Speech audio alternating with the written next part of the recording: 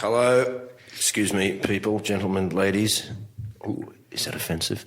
And we're... I'm just turning my phone off because I never get calls, but I know that we're doing something like this. Fantastic. Halfway through.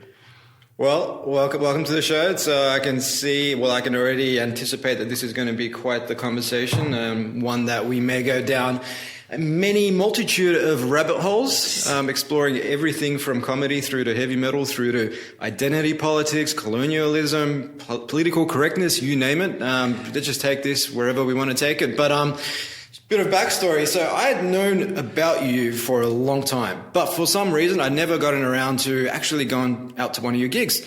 And a few weeks ago I was at the Comics Lounge down in North Melbourne and you were headlining, and really enjoyed your show.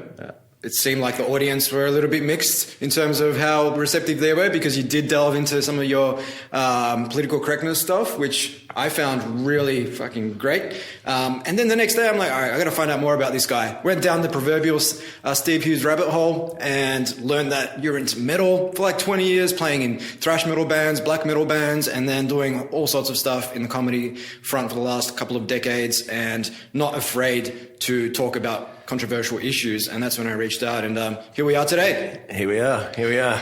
But before we get into those big topics, I like that the fact that today we have to say you're talking about you're being controversial, Steve. I'm going, no, I'm not. I'm talking common sense. Yeah. You're being controversial with your extremist ideas, thinking they're normal. Yeah, and that's a contrarian view, which I think makes a lot of sense. So, but before we get into exploring, where you've come from, what brought you to this day, you're now 52 years old and you've had quite the life, I would say, based on what I've researched online. But before we get into that, the really important question I need to ask you, Steve, is why did you cut your hair? I cut my hair because I was 40 odd years old. I cut my hair when I was in my 20s, and then I grew it back again, and then I realised, what do I got long hair for? Jesus Christ, grow up, son. You're not Lemmy. So, yeah, I just cut it off, Who doesn't like the one towel shower? It's good. You got the long hair, you got two towels on hand, and you wrap it up like a turban for the half an hour. No. It's not fun. I had long hair for about 10 years, and this was up until my early 20s, and so for a good portion of my 10 years with long hair, I was living at home, and all I remember was Mum running around the house after she'd vacuumed with a big ball of hair saying, look at all this hair. Picking it out of the plug hole. Yeah. Realising that all the cheap shampoo you've used over the years has turned it all crusty and dry, and it's not as flaxen and gorgeous as it was when you were 16. Pretty much. So, Steve, you've been on the comedy circuit now for a couple of decades, one of Australia's, I don't know, could I say more decorated comedians. You've been on the international circuit for about, 10, 15 years now? See, here's the thing. Everything I talk about is controversial in the sense. See, Australia. I left Australia because I find Australia very difficult. It is a very difficult country to do any kind of art in.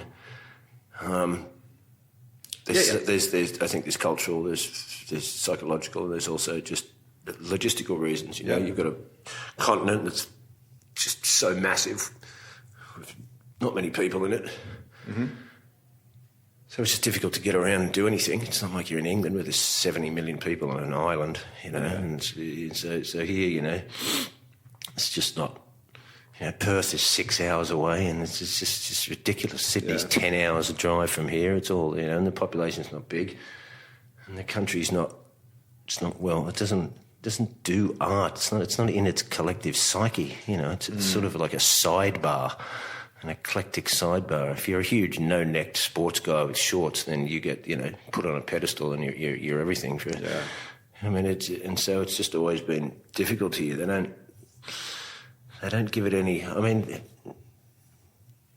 it's like when I used to play metal bands, punk bands. I mean, the Hard-Ons, they're a punk band from the early 80s. They're still going. They've made like 20-odd records, Mm-hmm. Are they ever going to get any sense of recognition from this country for what they've contributed to the artistic landscape of the country? They've made, 20-odd albums over 30 years. They've toured overseas all the time. They're not mainstream or massive or big, but they're, they're a part of this country's what they've given to lots of people overseas respect them more than they do here. Is this country ever going to go, thanks very much for adding to the artistic sort of collective of the country itself? No, they're just going to be ignored, and the guitarist will remain a cab driver, and it never gives anything. It never gives any They probably still think John Farnham's the greatest thing since we haven't had another person since John Farnham. It just bores me. And so I've done big shows. I'm not the biggest stand-up comedian. Jim Jeffries is the biggest comedian export out of this country ever, and then he comes here, but because he's controversial, they just give him bad reviews.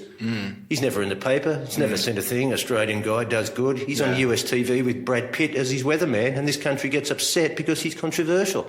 So they'd rather maintain a sense of, oh no, we're embarrassed about him, than go, look, we've got one that became absolutely global, the biggest stand-up comedian this country's ever produced, and you just ignore him because you're embarrassed that he's controversial. Yeah.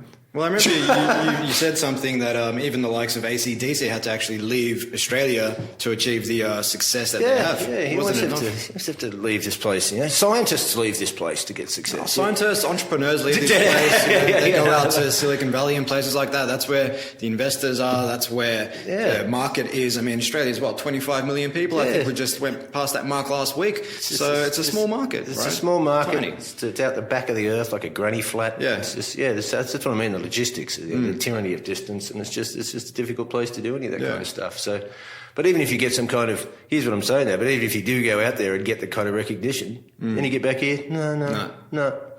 We're not interested. Kind of like Airborne as well. They're fucking kicking goals internationally, so many movie soundtracks and whatnot. They come back here, they play Max Watts in front of 700 people. And are they in the paper? Is there a thing about them? They go, hey, let's interview this band, let's promote them. Nothing. Just ignored. Yeah. I saw him play the main stage at the Wacken Festival in Germany in front of 80,000 people about 6 p.m. and it was insane. Yeah, I saw him at Wacken, Yeah, totally. And they get back here and it's like, what are you doing? Who are you? Yeah.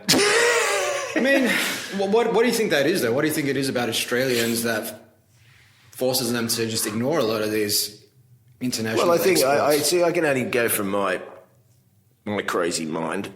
I think there's, one, as you said, the market's so small, and then you get here and so plus I think most of the entertainment industries here are run by people who aren't even creative. And then you've got egos to deal with, and then you've got... It's a good point. So we see that show up in a lot of corporate settings as well, where you have decision makers at the top who are just driven by short-term shareholder returns, making money, but then you've got creative types in the company who want to create something new. They want to add new value, solve customer problems, but because that's more of a long-term sort of view, they just get shut down. They get shut down. Yeah. And you get shut down in this country too, because it's a shame-based country because it's got a tall poppy syndrome, which sort of debases anyone that tries to get up there. Which is there's a strange dichotomy about the Australian psyche, in my opinion. It's like we don't really have. Even if you have the Logies, whatever they have here, right? It's just that no one's ever going to go, hey, this guy is famous. Well, he's become a national treasure. Like in England, you're Stephen Fry, you're a national treasure. Like in America, they promote America's different, of course, it's amazing. It's a massive industry. But this place doesn't create any kind of, this guy's a great artist, we'll make him a national, well, you get up there and have a go. And so they don't really support Australians on that level. But then if you turn around and went, Australia's a bit shit, isn't it? They go, what are you talking about? What are you talking about? It's the best place in the world. Right? They've got this double dichotomy of like, let's cut everything down, but put shit on us and we'll back it up. Go, it's the best place in the world. Yeah. Make up your mind. It's interesting how... I saw something the other day. I think it's a subconscious shame-based thing from actually being, Australians think they're controversial and wild types of people, but they're not. Someone overtakes you in the wrong lane in the motorway, and everyone gets upset. Why? Because you're not allowed to do that. Not following the rules. Not following the rules, and why would you have to follow the rules? Why? Because you used to be convicts and you're used to it. Well, this is the thing. And you're used to being told what to do. Get back to your cell. Yeah. I think internationally Australians have this perception of being the laid-back, lucky country, but I've been all over the world. You have as well, and man, I find Germany, who have a reputation for being, all by the book, to be way more liberal. You can go to a bar, get a drink, take that drink to the next bar, no problem. No problem. Here, you get caught on the street with an open-top bottle, it's like a $250 fine. Oh, yeah. Jaywalking, $150, $200 bucks. Yeah, they think they're so laid back here. Yeah, they think the English are more laid back. Yeah.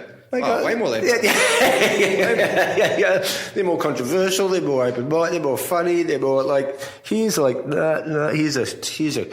controvert. Don't say that. Don't break the rules. Don't do this. Don't do the $550 fine if you skateboard on the street. And it's hilarious, this place. It is.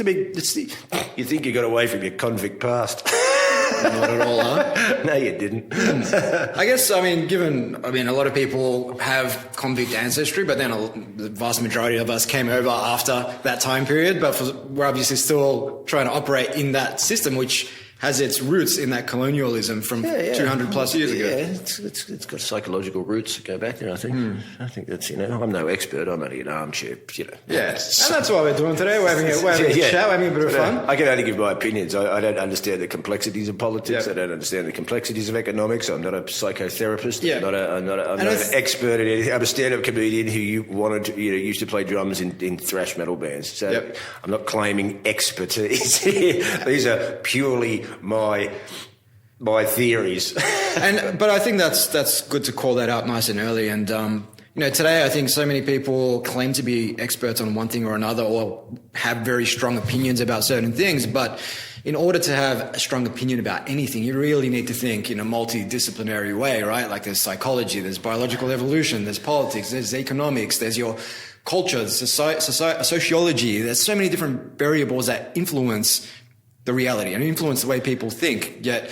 And on this podcast, I've had the opportunity to speak with neuroscientists, economists, geopolitical strategists, and I'll speak with so-called experts in one field who will contradict the absolute shit out of each other. And it's like, well, what the fuck are you going to believe? Yeah, exactly. And so, I don't know, I try to keep this philosophy today. Everything has a dualism to it. Everything has, sometimes, it's good to be an expert, but sometimes, exactly, you don't just want to listen to experts because they're still only operating in a paradigm from which narrow paradigm from which they've known. Yeah. You know what I mean? Yeah. That's why. Let's not talk about doctors. let's not go there. I've dealt with them. I'm an expert. Yeah, but you don't know what's happening, do you? Yeah, we don't really know. Maybe try this, and if this doesn't work, we'll give you this, and then. Problem with experts is if you consider yourself an expert, it usually means you've stopped learning long time ago, right? So I love it when you have to go and see a specialist in this case. You have to go and get a referral, and then it's like, oh God, and how long can I see them? Oh, you can see them in 9 weeks. Yeah, but my arm's falling off now. I don't really have 9 weeks. That's fantastic. Let's take a step back. We'll get back into some of these more esoteric topics later, but I wanted to explore your early days, Steve, as a performer. Your metal days, you drumming for the likes of Slaughterlord. I did get an opportunity to listen to you guys recently. Was it the 86, 87 Thrash Till Death? It was like a compilation of sorts. So very sort of... It's extreme. We were the first thrash metal band in the country. Yeah. Well, for me, it was very reminiscent of the early sort of Creator. Some of that totally early Creator. Totally influenced by Pleasure to Kill, Creator. I might just... Metallica, Merciful Fate. See if I can just play a Exodus. Short snippet for our audience, many of whom will probably not be 80s thrash metal fans, but here we go anyways, just so they know what we're talking about. So, pretty extreme. Well, for the time, especially. It was ahead of its time. Completely extreme. Very extreme. So, I'll just throw this out. So I guess during the mid-'80s, what I try to do on this show is when I speak to people from different disciplines, whether they're comedians, whether they're musicians, artists, whatever, I try to relate it back to a lot of the universal laws of trying to make it in any industry. It's fucking hard. It's an uphill slog.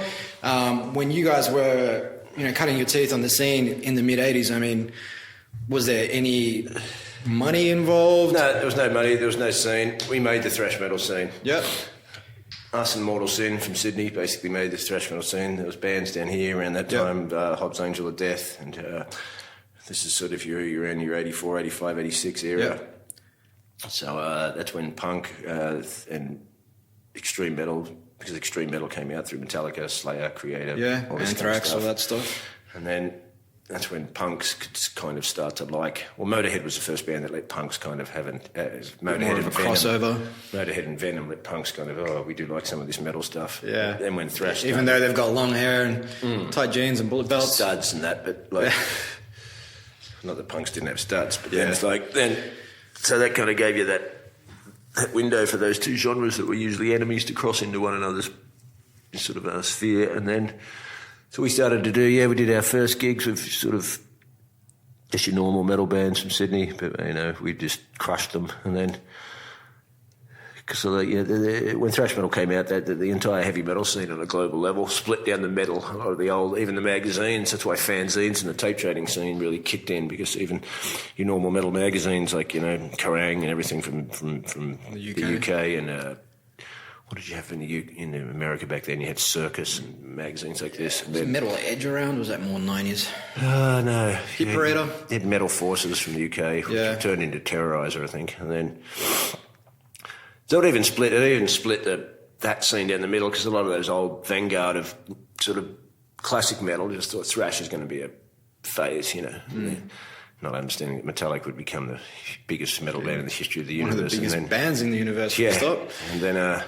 And I just knew, no, it's not. This is going to explode like a blast. It's just the greatest thing. I've been searching for something heavy, and I love Priest and Maiden and Sabbath and all this kind of stuff. But I never liked your White Snakes and all this, and just it's not heavy enough. It's not heavy enough, and then once you got thrash, it was like that's what we're after. It's actually funny. On Spotify, there's a playlist called Steve Hughes that the Comics Lounge put together, and it's full of White Snake and Warrant and all these bands that you probably don't have much time for. I hate this. I hate that music. I hate it. I like early Motley Crue. I can deal with that. Yeah. Well, we've got the early Motley Crue bubbleheads over here for you. Tommy Lee and Nicky Six. Just not dealing hanging out. Yeah. Early Motley Crue is great. Up to shout. Shout at the devil. Too fast for love. Up to shout at the devil. Yeah. But and then so I made Slaughter Lord, and then we started doing tape trading. So I started to tape trade and do interviews with fanzines. So I knew all these bands before. I used to write to guys. I used to write to Sepultura, and before anybody knew who they were. But then, just for our audience's benefit, I mean, this is in the 80s. When you talk about tape trading, you're literally talking about recording on little audio cassettes, putting it in the post office, sending it to Brazil, sending you a tape. It's like snail mail internet. Yeah. And I think, today, obviously, music is so accessible, right? I mean, I was like, I want to hear Slaughter Lord. So I jump on Spotify, boom, there it is. There it is. And on one side, it's great. It's so accessible. But on the other side, you lose a lot of that, mystique that comes with the music. You don't appreciate it as much because you haven't had to fucking trade tapes with someone from Sao Paulo just to listen to it, right? Totally. We used to sit there and write to these guys. Plus, it was just really great. Something I'd get a letter from some guy in Brazil going, my mate from Canada sent me this, and you do interview, you got a band, you want to do my thing in my fanzine? I'd be like, and then he'd send me the interview, and then I'd sell him back, and then send it back, and then 2 weeks later he'd get it, then he'd put it up, then another 6 weeks later I'd get a copy of the fanzine, and it was a killer time. It was a killer time. Very frustrating being in Australia, of course, because our band would have just got a record deal like that if we were in Europe. But, and then that broke up, which is a shame, and then I joined Mortal Sin, which Slaughter Lord and Mortal Sin started at the same time. We were far more extreme, more death metal with blast beats before blast beats were really around. Mortal Sin were more accessible as far as thrash metal is concerned. Well, I always put it like this, when we started, we were doing Metallica and Slayer covers, and they were still doing Twisted Sister. So it's like they never went for that extreme. Because I was obsessed by metal then. I had everything, I had Bathory and Celtic Frost and Merciful Fate. I used to write to the guy from Bathory and get photos of him before anybody had seen him, and. I was just obsessed to get out of this country and be in a band. That's what I wanted. It's what I wanted more than anything. Mainly because, I grew up not very academically smart and crap at sport and creative as hell. And then once I found music, it was like, right, but now I'm here. I've got to get out of this place because nothing's going to happen in this place. Nothing happens in this place. So I guess... What kind of kept you going during those early years with Slaughter Lord? The doll. Well, not only not just from a sustenance perspective, but mentally, if you're just grinding, playing the circuit, not making any money, at what point do you kind of say, "Well, just do something else"? Because I was just obsessed, so it's in my heart. Yeah. And this has served me well because I do real art, but it's also not served me well in the sense that, see, I have many opinions about this. I come from a highly dysfunctional childhood, so, a lot of it's gone into that, right? And then so you've got to escape anything, and what you should do is when you hit your 30s is go to therapy. Well, you should. You should. Quote unquote. You should, instead of waiting till your late 40s to have a breakdown. we can get to that later.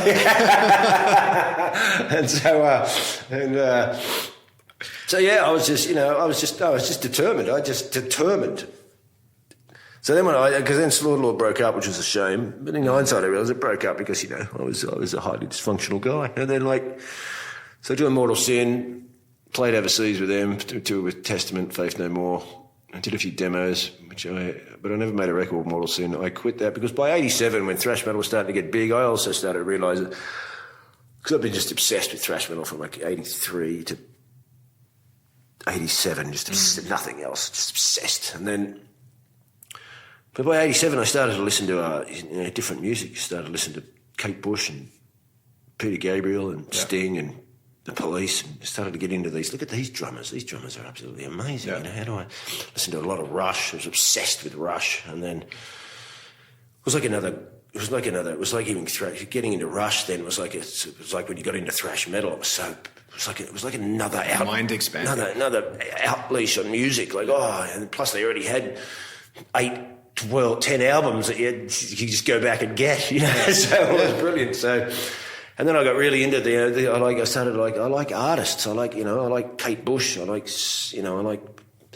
Peter Gabriel. I like these eclectic, deep, people there. Because to me, Kate Bush and Slayer are the same thing. It's just different music. But it's both from the heart. It's both from the, it's both real.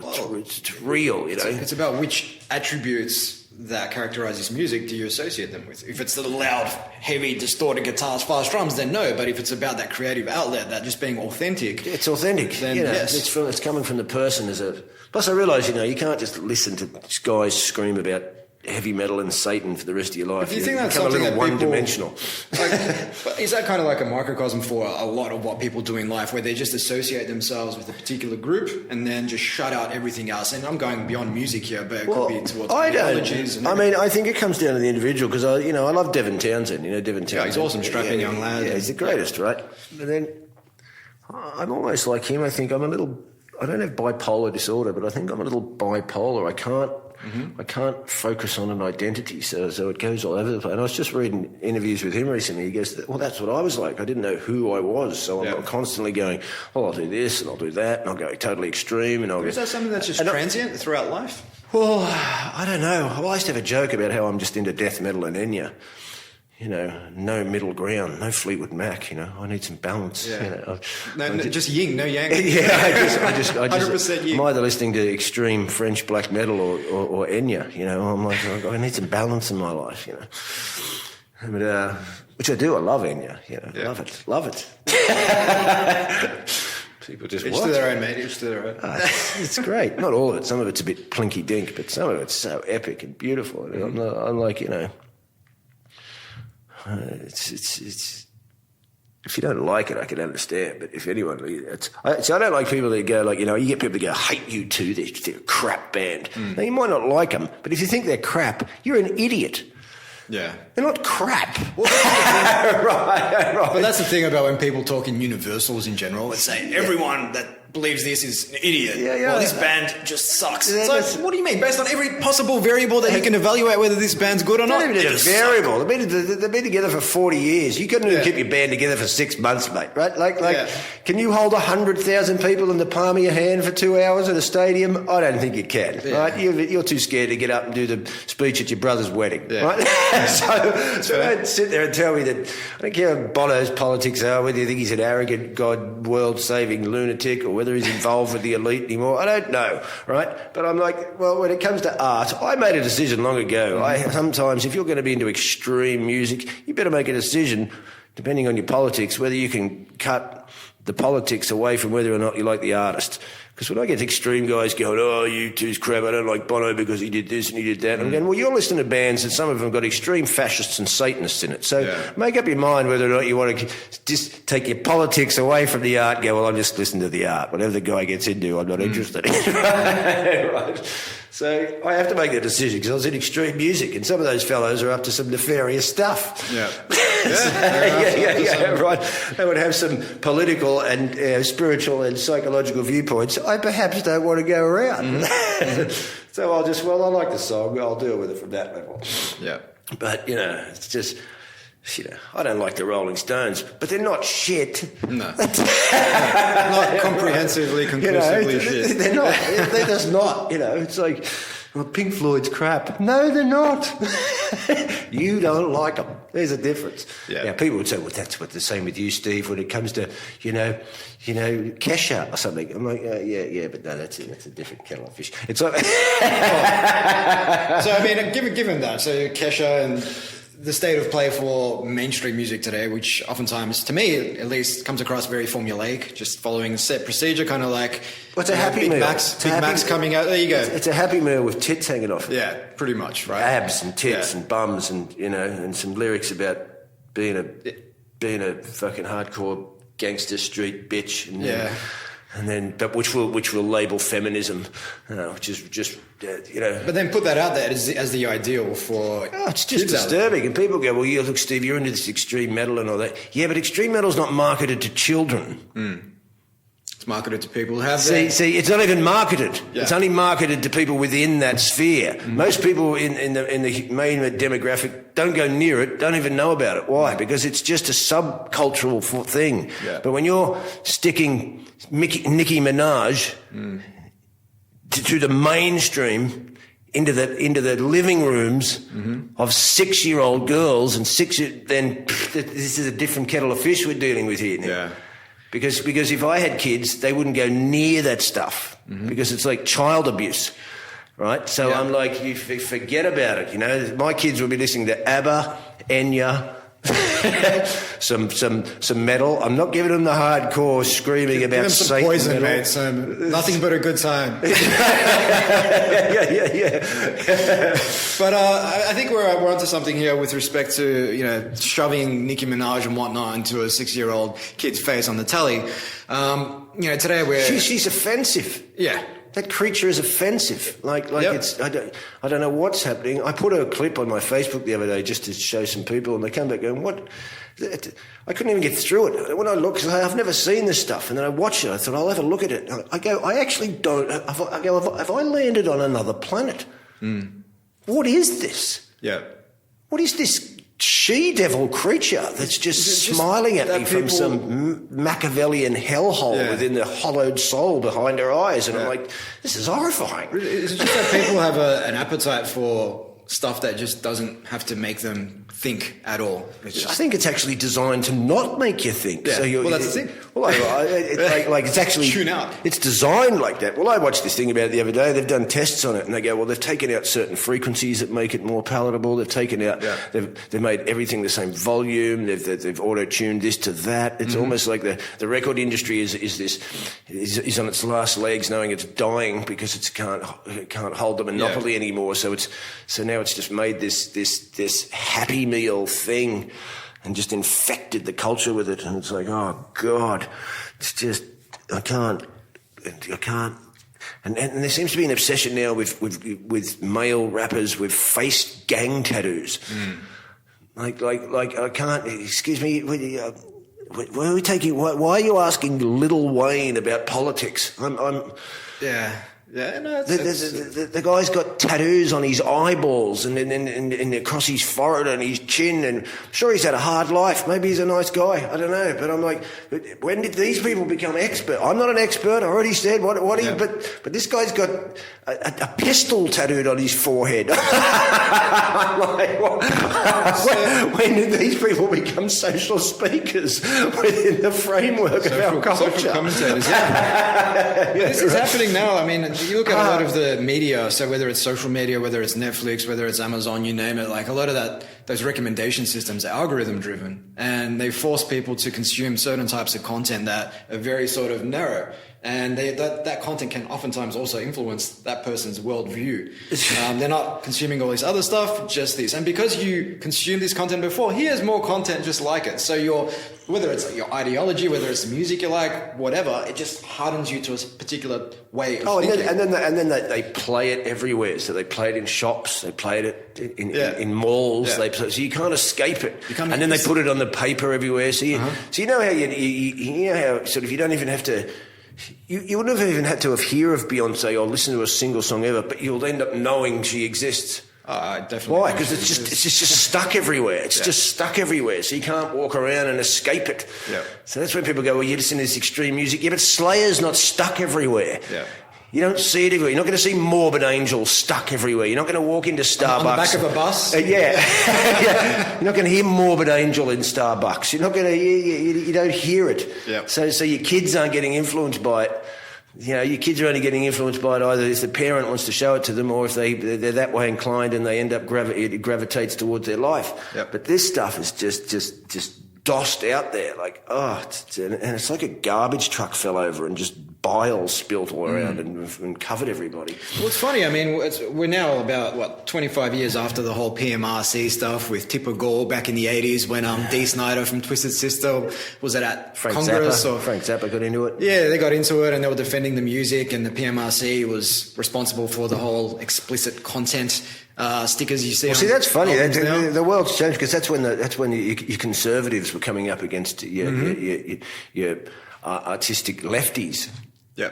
And now it's the other way around. Now we're dealing with the lefties gone mad, trying to shut everybody down. Well, this is something I wanted to talk about today, around the fact that the far left are using tactics that were traditionally associated with the right, suppressing freedom of speech to shut down anyone who doesn't believe with these far left sort of sentiments. You know, whether it's gender pronouns like Z and Zer and whatnot that happened in Canada with the whole Jordan Peterson event over there.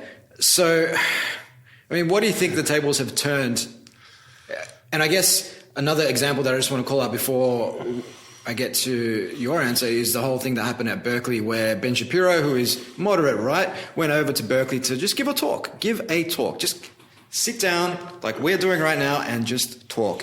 And that university had to spend $600,000 on security because of all the picketing and the threats that were made against Ben Shapiro's life, for having an opinion that wasn't in line with their own. Oh, no. It's ludicrous. It's just absolutely ludicrous. And that's the worst thing, you know. I've been dealing with, having a breakdown for the last 5 years, and just as I started to get success, and I've been doing anti-PC comedy for 12 years, the floodgates opened to everyone started going, what's going on? And I was out of the ballpark and everybody else walked through. Well, you called this years ago. Oh, it was easy to call it years ago when, because I guess what we're getting towards what we were talking about before, as soon as anybody started putting their hand up saying that their feelings needed to be brought into the sphere of legislation and law, and that because they feel pain, but pain's a good thing, right? Well, because I can't believe that we still sit in mainstream things and we've dragged philosophers and university professors in to discuss this stuff, because you don't need anyone of even that depth of knowledge or information to understand you being offended has nothing to do with anybody else. Nothing. It's your choice. Nothing. The Buddhists told you this 10,000 years ago. Any kind of religion that has a mystic understanding of it, and not just a dogmatic fundamentalist, is that they told you whatever's coming up in you is you. That's your conditioning. That's your stuff. Own your stuff. Yeah, Marcus. Right. So if someone is out there and you get offended, it's you should be grateful to the person that they've given you access to have a look at your own reaction. Yeah. That's how I look at it now, because I'm not adverse to not having happen. I've got deep issues because I didn't go to therapy. Until you were in your 40s. So now someone says something to me, and it all comes up. Yep. I've had anger in me my whole life. I've had this, but it all comes up. I've got rejection in me. I've got low self-worth in me. So someone says something, I can feel the pain of rejection come up. I feel it come up. Mm-hmm. And so and now in the past, I just attach anger to it and then burst into fucking thing about it when I realised, well, what? I'm just attacking the outside world from something that's been risen in me. And I got triggered. Yeah, triggered. Like you're also scared of getting triggered. But the trigger is the access to understanding your subconscious. Mm-hmm. What's risen in me? Yep. There it is. Now don't react to it. Observe it. Yep. And go, oh, look at that. Look what's come up in me because something's happened to me. Yep. Because people actually still ask you, so you think it's okay that you should be able to offend someone? That's not even the right question. It's not whether it's okay to offend someone. It's out of my control. Mm-hmm. That's your reaction to be offended. That's your choice. There's no one else forcing you this. If I walked up to you on the bus and just called you how much can we swear on here? Right? If I just walked up to the bus and called you a cunt, right, to your face, right, mm-hmm. right, but we've already got laws about that. That's verbal abuse, right? I've gone out of my way in perhaps a premeditated sense to come up and cause you distress, right? But if I'm on stage doing something, jokes that you find offensive, and then you think that you have the right to run off and somehow that I shouldn't be allowed to say this because of what's happened to you, then what are you talking about, right? You're in the West. The West has given you the psychological landscape to say what you want and to have to hear things that you don't agree with. Mm-hmm. That's the price you pay the devil to be able to pay to be able to say what you want, to be able to think what you want. There's a price for everything. Mm-hmm. Right? And the fact that you get the chance to believe whatever you want, follow whatever religion you want, say things which are controversial and not have the secret police come around and disappear you, the price you pay is that you have to hear things you don't agree with. Mm-hmm. And then your reaction to those is yours. Yeah. It's yours, right? So you can't start bringing legislation into that area because it's purely subjective. And you don't even need proof to say that you're offended. So if you want to bring the cops into it, going, this person's offended me, and now you can, but you don't even need proof. There is no proof. You just go, I was offended. Well, where's the proof? Yeah. There is no proof. With law and crime, I'm not a lawyer or an expert of the complexities of it, but if you've got a dead body, something's happened. Mm-hmm. If your house has got no furniture in it, the TV's missing, something's happened. Like something's gone on here, right? And then if you find the guy in your lounge, well, who did it? This guy, right? Right? We've got objective proof. This is. But if you're just going, I got offended, well, can you prove that? Well, no. And then you don't think that human beings, if you give them that kind of thing, in the fact that most of us haven't dealt with their own issues, won't use that against people they want to try and fuck with? Because next minute you can do it against anyone. What if you want to get your boss? What if he's been treating you in the way that you don't find nice? And then you're showing up in various ways now. And then now you're opening up these floodgates to this subjective landscape that you can just start accusing people of things that you don't even have any proof of. Mm-hmm. It's such a dangerous, dangerous thing. That's why I don't take these people lightly, because they don't know what they're getting involved in, it seems to me. They think they're just going to create this utopian future where everybody is just equal. Here's the thing. We just want equality for everyone. Yeah, but you don't know what that looks like. Yeah. That's still just an intangible. Equality of outcome versus equality of opportunity. Well, just even when do you think what's your end game? When do you think you'll know you'll have it? Yeah. And again, it goes back to what we were talking about earlier. Like, these people don't necessarily have the grounding or the knowledge in economics, in politics, in philosophy, in psychology, in the way people think, in our biological evolution, in neuroscience. Like, there's so many variables. There's so many variables. And life's just not as black and white as writing on a piece of paper. Everybody gets the same. Yeah. Well, it doesn't pan out like that. We've run those experiments in the 20th century. And it doesn't even pan out like that in anything, I'd have liked, different parts of my body to being sexier. I'd have liked, No, you're pretty sexy, Steve. better. I'd have liked, to be able to play sport better. Everybody doesn't get the same things, You meet those people. I met them at school growing up, just played football for 10 minutes and were experts. Got a skateboard, an hour and a half later, he's doing backflips. How come I can't do that? Right? Because you don't get equality in nature. People go, we know you don't get equality in nature, Steve. What we're trying to do is create a thing in the structure because it's, mankind can rise above nature. Yeah. And we can create laws and so forth that gives it because we know that there's no equality in nature. And I go, yeah, all right. But, But if you create this utopian society, Steve, then it kind of goes against what drives human beings. I mean, we're always looking for progress. If there's utopia, everybody has the same. There's no incentive for us to create anything, to innovate, to move forward.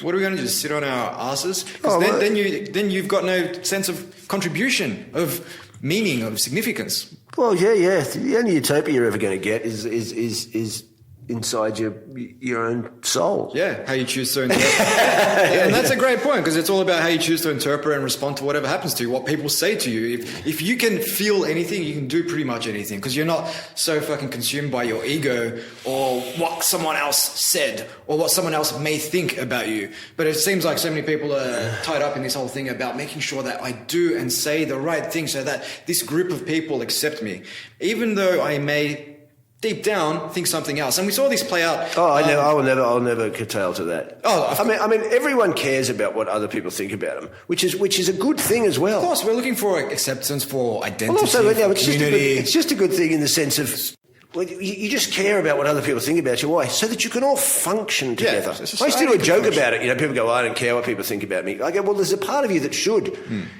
Even if we say that, there's a good part where you do care about what other people think about it. Because otherwise, you just take a piss on the bus and not care what anybody thinks. But you don't, do you? Why? Because you care about what other people think. Right? Yeah. You're not an animal. Right? If everybody starts pissing on the bus, it's not going to be a very good place to live. So, but these people now, I'm just like, oh, and it's. And we could go at it from many angles, and then they start going, "You conspiracy theorist." Well, if you keep going, yeah. Because, it's just this whole, God, it's just, I just don't get them, Yeah. You can say the jokes you want, but we have the right to be offended. No, you don't. Mm-hmm. You have having the right to be offended. What are you talking about, a right? It's not a right. It's just you. It's just an erroneous reaction inside your psychological, moral landscape. Mm-hmm. It's nothing to do with rights. And the thing is, though, if you shut down that discourse, then you're not having the conversations that are required to move towards a more right answer, whether it's applied to the way you structure your economy, whether it's a product you're developing, whatever it is. I mean, if you just take a particular group's view on the world without really stress testing that against other views, you end up with a very sort of small... tyranny, it's called. Yeah, basically. Yeah. And that's kind of like what we're moving towards now, because we are shutting down discourse. And something I touched on a few moments ago on the whole notion of preference falsification, where people will say something because the majority of people feel that way, so they don't want to feel like outcasted or that they don't belong. And we saw this play out. It's about 4 years ago when Corey Feldman, from films like The Lost Boys and The Goonies and those 80s classics, he was on The View, and he was speaking with, who was it, Barbara Walters, and he was calling out the fact that in Hollywood there's a lot of these TV execs, pedophiles and whatnot, and she basically shot back and said, entire industry, you're discrediting an entire industry. And he was just coming out saying, look, I feel like this is an important issue that needs to be addressed. There's parents out there sending their kids to Hollywood trying to turn them into big stars. They need to be aware of the dangers. And he was just shut down. Fast forward 4 years, the whole #MeToo movement has taken off, and these same people, Barbara Walters and her co-stars on The View, are now on the Me Too bandwagon, because now everybody else is on the bandwagon. And I feel like this whole notion of preference falsification, falsifying what you really believe because of the crowd, it runs rampant, and it just shuts down discourse. Oh, yeah. No one likes to be ousted from the group. I think that's probably maybe it's a deep sort of a part of our psychology that goes way back into when we were super tribal, and that you know, to get kicked out of the group back then meant death. Well, the tribes are about 50 to 100 people. That's it, right? So And you relied on them for if everything. you just got kicked out then, well, you're in trouble. I mean, it's like growing up in this country and everyone just goes and watches the rugby league or whatever, and I just hate it, and I just couldn't. I just go, how do you all like it? How did that just happen? Do you all like it? Like, Yeah. and I just go, I don't. I've always been a bit sort of, I don't get the mainstream. I know people do that. They just seem to go along, and I guess that's why there's a little difference. He used to go, well, I grew up around racists, so I become racist. Well, I grew up around racists too, but I didn't become racist. Why? Because I'm not racist. Yep. Like, I didn't get influenced by them. I got influenced by other negative things in my life. Drugs. Not going to therapy. I've got therapy right here. Instant gratification. Yeah. Not a good move. No. That's what Nicki Minaj is. Yes. Although it's not gratification. That's the bit I don't get. Quite. Depending, we won't go there. So let's scale it back a bit. From the esoteric, I guess we were talking about music earlier and the music industry and whatnot, and you were in that scene for a good couple of decades, and then you found comedy, of all things. And I know that's a bit of a not the most fluid segue from the world of political correctness, but I guess for someone that was playing in black metal bands like Nazul, playing in thrash bands like Slaughterlord and Mortal Sin, I mean, what attracted you to comedy in the first place? Well, I was always... after I was in Mortal Sin, I was in a band called Presto, which no one's ever heard of, and you can't look it up. You can't find a song. You look it up. What was the band's name? Presto. Presto. You won't find a song. You can't find anything. We made 2 records. It was a sort of more eclectic rock band. So I said I got into more, non-metal music at that point. So we made 2 albums, toured with the Angels, toured with Hunters and Collectors, and played some shows for Metal as Anything, all that kind of stuff. I was in that band for 5 years, and then I joined Nazul, and then, but all through that time, even in the 80s when we were still in Slaughterlord and stuff, I was always quite funny with my mates, and also we were obsessed with kind of Richard Pryor and Eddie Murphy in the 80s and Steve Martin. Raw and Delirious. Yeah, Raw, Classic. Delirious, and that first Richard Ice Pryor. cream! That Richard Pryor one from 1977, I think it is. Mm-hmm. It's still one of the best stand-up things. We used to watch those all the time. Even way back in the early 80s, I used to listen to Bill Cosby records. Yeah. And just liked funny. Who doesn't like funny? Well, it's human nature. I know. That's why I don't understand these lefties. You want to shut down funny? Funny is the thing that gets us through horror. Yeah. Whoever made us on this planet went, well, there's going to be a lot of pain and tears. You better give them laughter because we need it. Tragedy and comedy, right? Yeah, right. So, that's what I love dealing with these people in this country. They're all PC and all that. I'm sorry, mate. I've done comedy in places like Croatia and Belfast where people have seen hardcore shit. Yeah. Right? This is the who has the best sense of humour? These people. Yeah, it's an antidote for them. Do gigs to people from Belfast. The greatest gig of your night, unless you're not funny. Then you're in serious shit because they're funny. I was into music and. I was in Presto. I was in Nazul at the same time because Nazul was just a studio band first. But that's extreme music, so there's no way that's going to get anywhere per se. And I just started to do comedy because bands just kept falling apart. And I suddenly thought, right, I've got to do something creative where I don't have to deal with other people, because I like that thing in bands where you deal with other people and it's fun and it's cool. Would you consider yourself more difficult. of an introvert or extrovert? Just on that topic. Both. Kind of like an ambivert. Both. Yeah. If I look at my own psychology, I can see that, it's a little bipolar. Mm-hmm.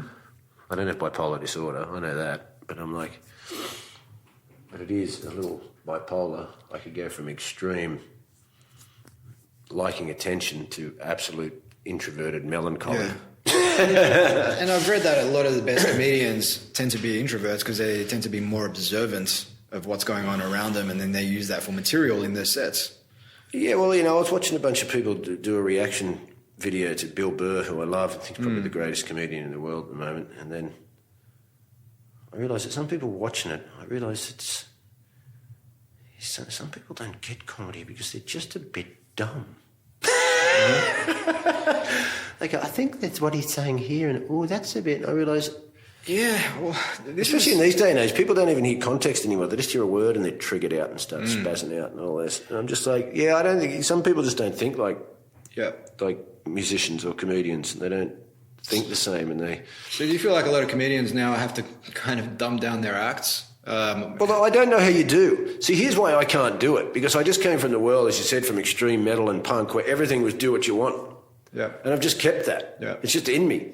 I don't understand how I would try and curb it to make people like it. I don't get how you do that, because I don't know. It's like they go, so do you curtail your show depending on the audience? Well, if I was doing a gig at midday to a bunch of corporate people, or a gig at midday in front of old people in a nursing home, then I could curtail it, right? I could take away it's midday. We don't have to go, we'll just do some funny jokes about stuff. Right? Yeah. But if you're just doing a show, of course I don't curtail it. Why? Because I can't make a judgment about this audience. I don't know them. Yeah. Who am I to think that I should, I better not do that in case they freak out. Well, how arrogant am I to say that? There's 600, 700 people out there. I don't know. Everybody's going to like the same thing as well. No, I don't know who these people are, so there's no way I'll curtail it, Just Slayer curtail it? Oh, well, we better not play the fast ones, don't we? So it doesn't make any sense to me as an artist to ever think that you could create something hoping to guide it around the likes of a mass of people.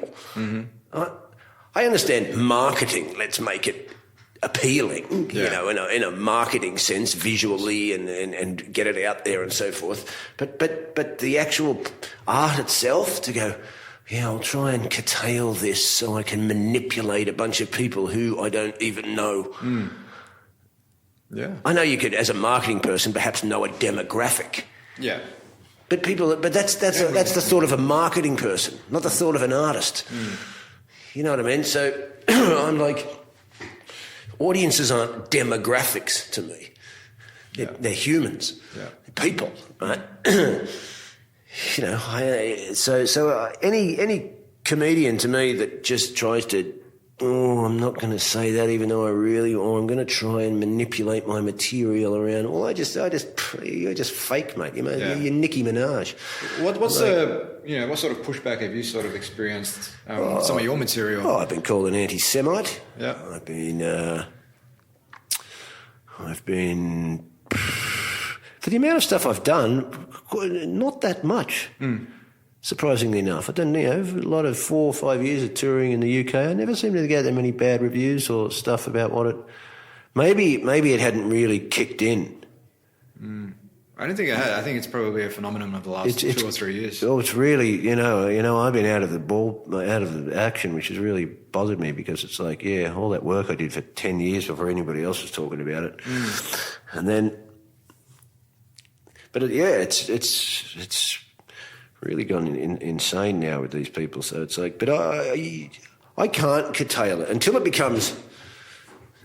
I'm starting to think, it could become. My first DVD is called "While It's Still Legal," which was basically that. Yeah. While it's still legal. Saying all this stuff that you can't say anymore. yeah, right.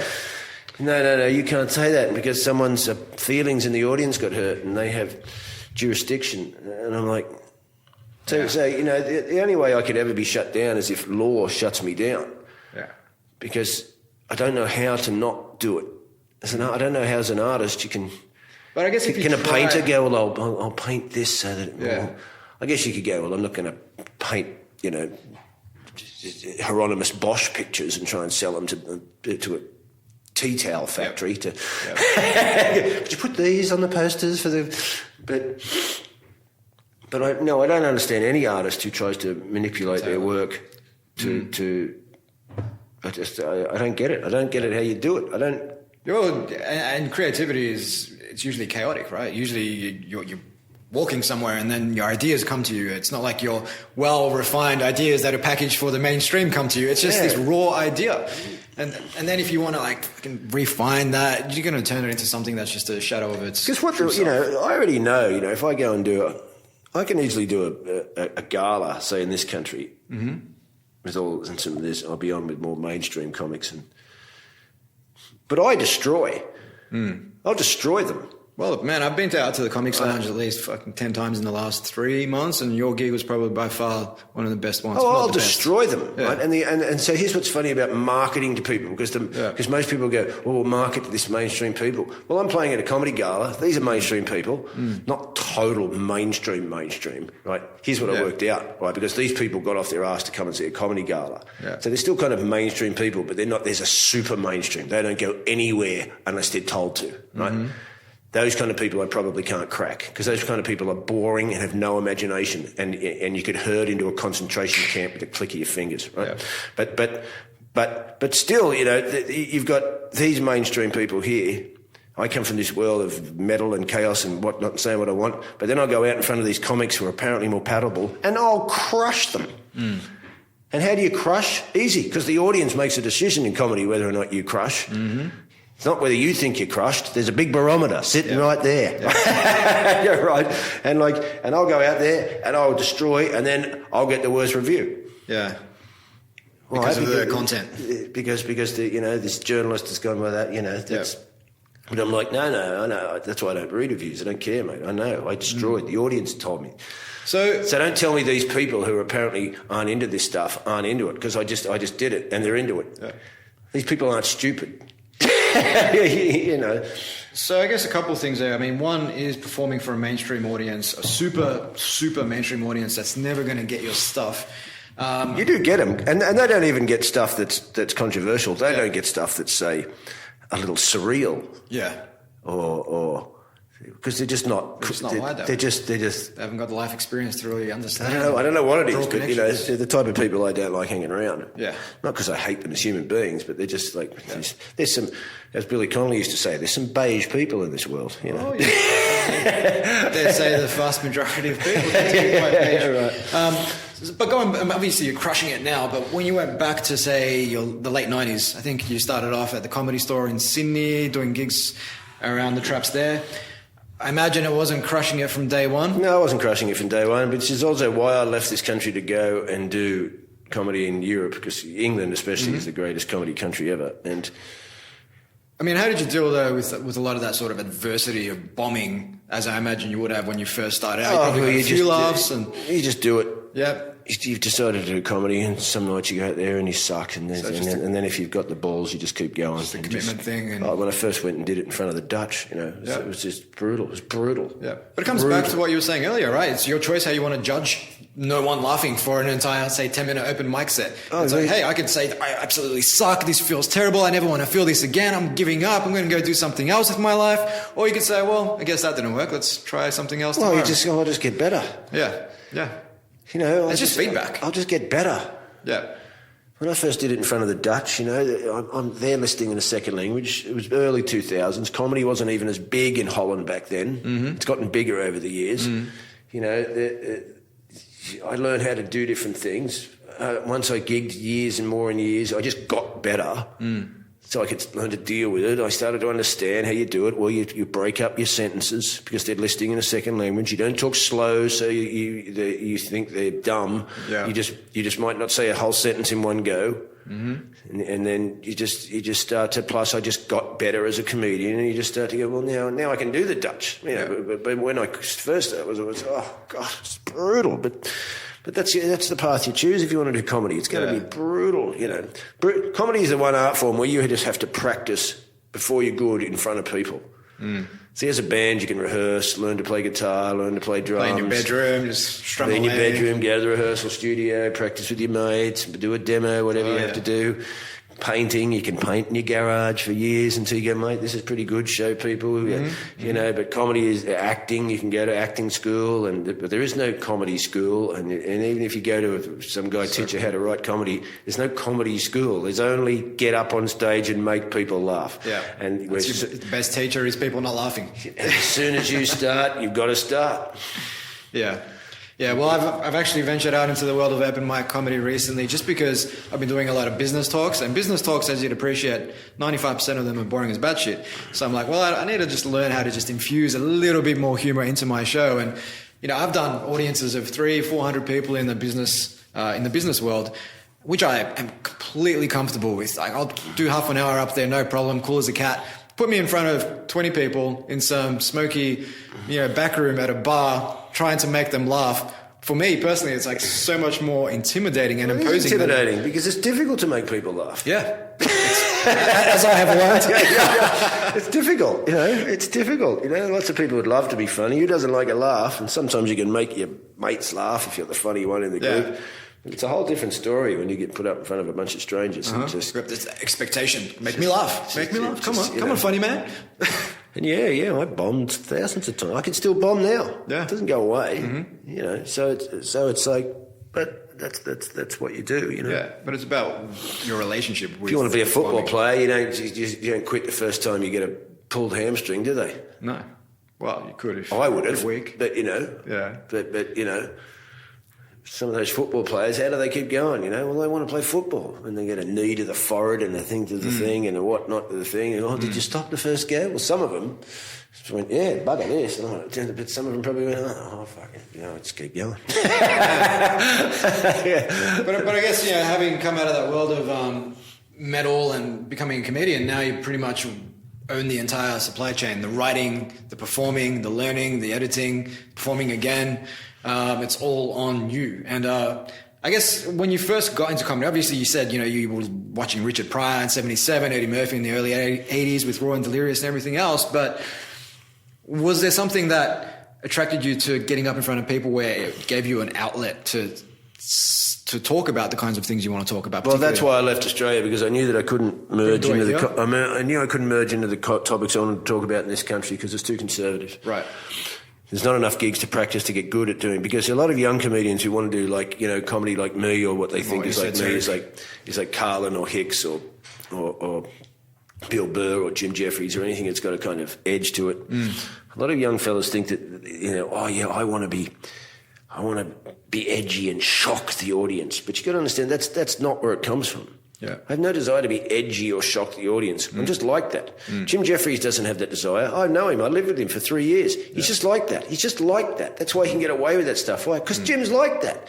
He is funny. He's talented. He's smart. And he's just like that. He doesn't have shame like that. He'll just say things that he can say things in a public, to chicks in a backstage area that's so that if I said, the whole room would go silent and everyone would go, that's fucking weird. But Jim can just say it. He just says it. Why? Because he hasn't got that shame. It's not in him. Yeah. So it works for him. So I don't think you can copy that if you don't have that. Yeah. Because I don't do it. I can't go out there and just do some of the jokes that Jim does. Why? Because everyone would go, whoa. Yeah, right. Steve just made the whole room feel really uncomfortable. And why do you want to make that? Because I would feel uncomfortable, right? Jim doesn't feel uncomfortable. Yeah. Right? Even his delivery as well just kind of disarms people. Jim's great. He's brilliant. He's a great writer, a great performer. I think he's amazing. And same as Bill Burr. He doesn't care. He's great. So... And it's not that I'm against comedians who don't have an edge. No. Because it's like people go, Michael McIntyre's crap, you know. Well, he's not. Well, he's not crap. He just got 20 minutes worth of material out of that drawer next to the sink that holds the sticky tape and the stapler, right? I can't do that. No. He got it. He just performed for an hour and a half in front of 15,000 people. You do that. He's not crap. He's not shit. He's fucking funny. right? He's not hardcore. He's not controversial. He may annoy you as he ponces around in his suit with his big smiley head, but he's not shit. He's great. I've known him since he was just an open spot, you know.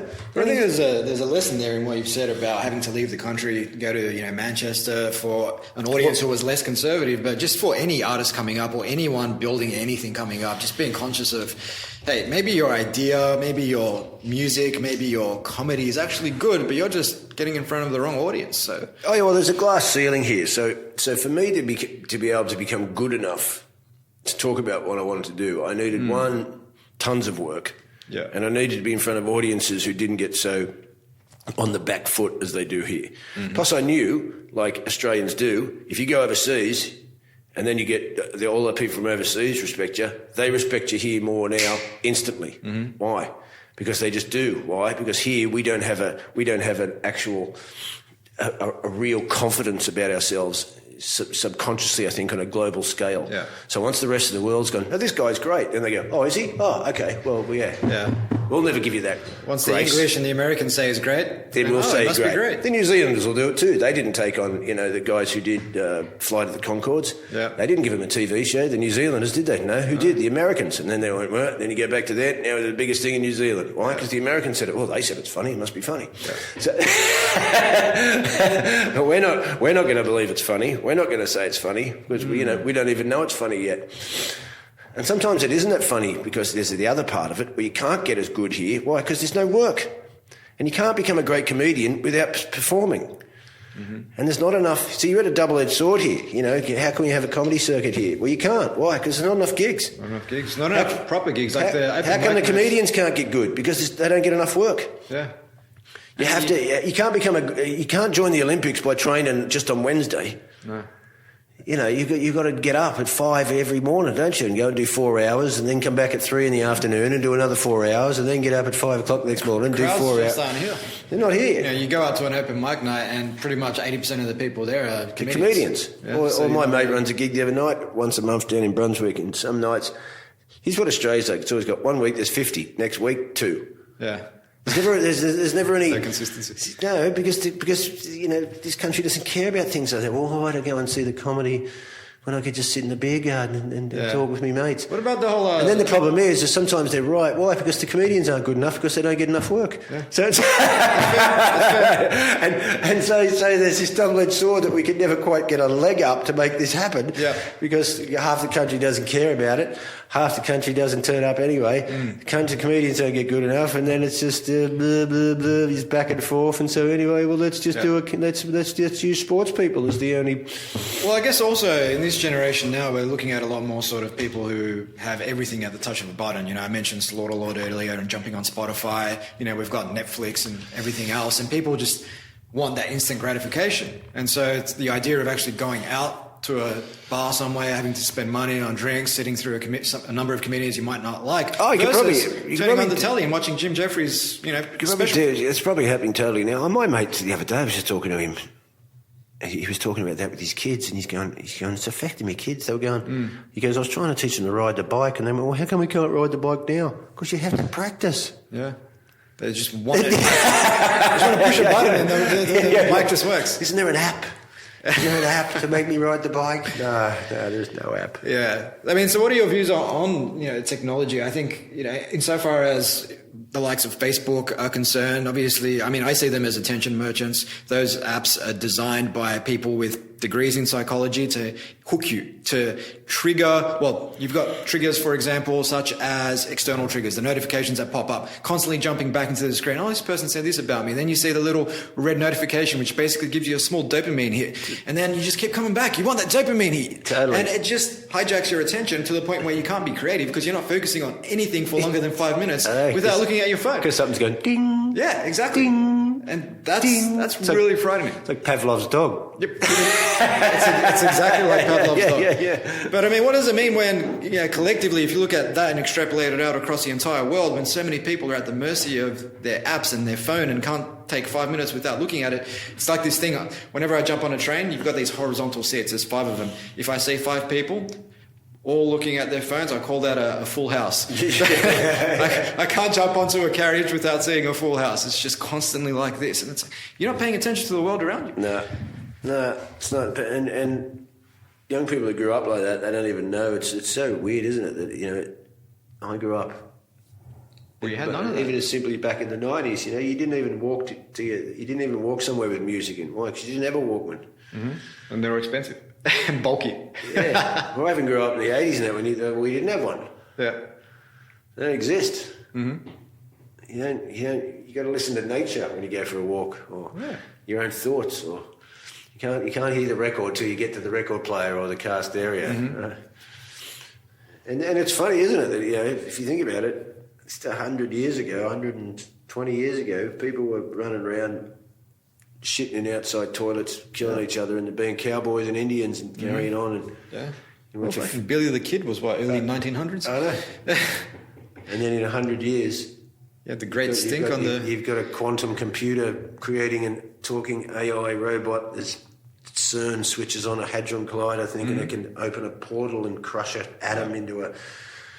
You know, it's all a bit much. I think there's the internal biochemistry of the actual organism that we are is probably spazzing out somewhere. Well, that's a good point, because I think evolution hasn't really... Technology is moving much faster than evolution, and we can't, you know, process or even access all of the information that's out there and process it in any meaningful way. So we tend to just simplify and put things into buckets to make sense of them, and then we have this very sort of watered down worldview. Like and then we just start looking at the simple things like the Nicki Minaj's of the world and everything else, rather than actually thinking at length about something esoteric, something a little bit more, let me try and understand the underlying philosophical question here. It's just surface level gratification, what's going to make me feel good right now, versus thinking long and hard about something, embracing discomfort. It seems like we're moving away from some of those values.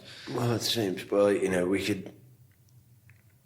God, it's almost like a sort of, you can look at it in macrocosmic and microcosmic views, can't you? Like, I think the West has slowly been moving away from any kind of internal exploration, just with probably the preeminence of just a kind of objectified Newtonian science, really, wouldn't you?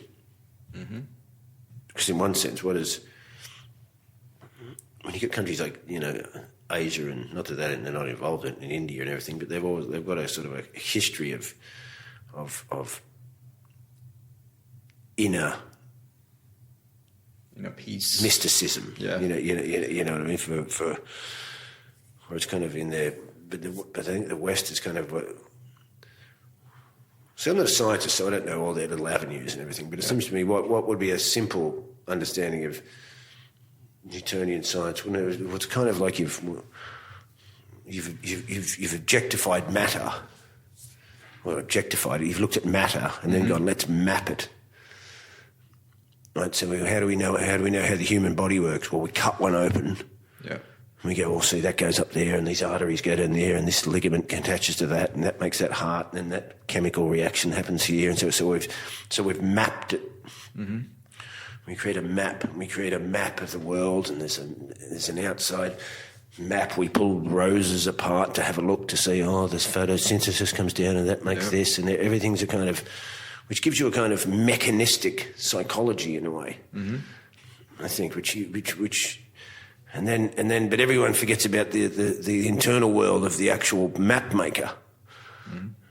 You know, someone's making the maps, and they have an internal world as well, right? Yeah. And not just that individual, but all of us as a collective. There's an internal world, isn't there? There's a subjective and objective in that sense. So I think we've all started to get a little. I think that stuff's manifesting now, and why perhaps the West is getting a little sick. We're all getting a little full of anxiety and depression and sickness, and that can't work shit out, because I think perhaps we're a little disconnected from nature and from ourselves, and understanding what ourselves are, and now everything's become, even what we don't know, just a bit mechanistic, and which seems to be manifesting. Why? Because now we've got AI robots talking, so that's the manifestation of this sort of internalized landscape. Yeah. Because it's manifested, hasn't it? Look at it. In 100 years. I don't want to be dystopian, but to me it reminds me of Aldous Huxley's Brave New World. Just feed them soma and everything will be okay. And now it's like, just go home and watch the latest episode of The Bachelor and use the Snapchat and share these photos and put a filter on it and everything will be okay. And we can pretend that our lives are amazing, but not really address the underlying issues or get in touch with ourselves in any meaningful way. It's intense. Just go to therapy. which would have been good for me. But did you end up going to therapy? It doesn't work. Well, I have one now, but it's basically more. This guy also deals with non-dualism. Because here's the thing: in the 90s, here's the bit I fucked up.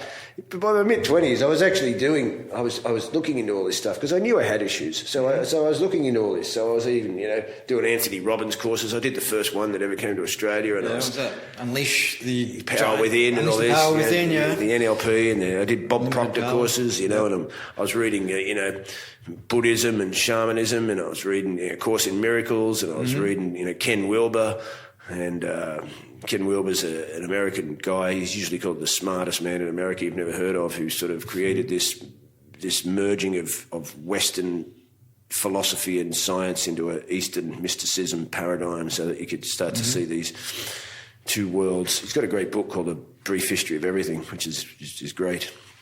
And then that's why he described it. He described the West, he called it flatland, with this mechanized kind of world. You've created a flatland, all span, no depth. Yeah. So the depth is inside the map maker himself. Mm-hmm. And that's you. And there's the individual depth, and there's a collective depth. There's a collective consciousness and all this. So but if you forget about that depth and just look at the span, then you start to think everything's matter, and you'll become mechanized. Yep. Which we seem to be manifesting. Yep. Right? And so I was reading a lot of all that stuff, and getting into that, you get your self-help. I read it from all shamanism, and that's why I don't completely hate religion, because there's a mysticism side to religion. I don't like that. I can't get into the fundamental dogmatic. Yeah. I'm a lunatic. If you don't believe in Christ, you're going to burn in hell, you filthy bastard, right? I can't get into that. Burning heretics at the stake and all that good stuff. I can't get into those people. I met them when I was young. Some of them lived across the road from when I grew up, and I was like, oh my God. What's the Westboro Baptist Church picketing Joe Rogan comedy shows? It's insane. It's fucking hilarious. It's fucking hilarious. Yeah. See, it makes me understand why some of you can listen to Nicki Minaj. See how easily corrupted we can all be? Oh, we can all be corrupted. I was corrupted. I wasn't adverse to falling into the trap of not. Yeah, as I said, I was looking into sort of self-exploration in the 90s, and then somehow, What happened with that journey? Well, I just wandered off into the world, and suddenly, especially when I went to Europe, now I could cover up all my subconscious with drugs, with distraction. Yeah, not just drugs. I did drugs. I was never a junkie or anything, but everything. I got work that I loved all the time. Come to Norway, come to Sweden, come to Canada, come to Spain, come to this, come and do this gig in front of 1,000 people. We'll give you a bunch of money for this. Yep. Oh, look, here is some drugs. I have some drugs. Yeah. Come and do some more work. Do this. All the metal bands you've ever wanted to see. Oh, come to Sweden and see bands. We're in London. There's bands. Now I've got bands, comedy, parties, drugs. Yeah. I remember all that stuff that was bubbling up that made you read Buddhism. Yeah. Oh, we can just cover that up there. What with distraction? Well, speaking of Western society. Exactly right. so that's the good thing about Australia, in the sense of I needed to deal with my shit to go to a place as tempting as London, right? Because you got everything you want, See, Australia should be one of the greatest countries for introspection, because there's nothing to do here, and it's boring as fuck, right? Plus you've got the nature. That's what Australia has got. Lots of people from Europe do come here and go. Some go back because they hate the culture because it's so boring. But some of them just go, well, I don't care about that. I want trees and rivers and beaches and space. Some of them really want that. You don't get it in Europe. So it's not like, this place is just shit, because you've got things that people in the other world don't have. You're going to live in Glasgow. You don't just get to go to the beach and go and drive through the forest in the weekend with you. But you can still go on a road trip here, can't you? A proper one for months. Well, you wouldn't see much on that road trip. Maybe a few truck stops along the way. But that's it. But it's still a bit of adventure to it. You know, you could die out there. You know, hey, people like danger. Danger makes you feel alive. Quite exciting, you know. But I guess on Western society, I mean, people are so caught up with their work, and oftentimes they do use work as a sort of. Oh, yeah, all of us use something. Yeah, I mean, we're not dealing with. How do you balance that? Obviously, I mean, you're not sitting on your ass doing nothing. Like you're obviously. Well, I am at the moment because I've got a lot of shit to deal with. But you've done a lot of things, and well, as I was saying, look at it like this. This is the way you would deal with it. You know what non-dualism is? We'll see. This is what the Buddhists or any kind of deep mysticism into religion will tell you, right? That it's a difficult one to think about because you can't think about it. So you know, in Buddhism, you'll hear about the ego, and for any kind of this is my armchair sort of thing about the whole thing. So, well, you'll know in Buddhism or Hinduism or any kind of deep mysticism with religion, there's this thing called enlightenment. So people go, so what's enlightenment? Well, that is when they would go, you live in a dualistic world, right? The Buddhists will call it samsara, right?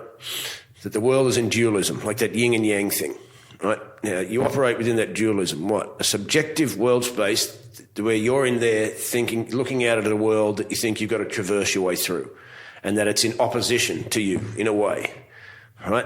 There's an objective world and a subjective world, right? And they go up against one another like this.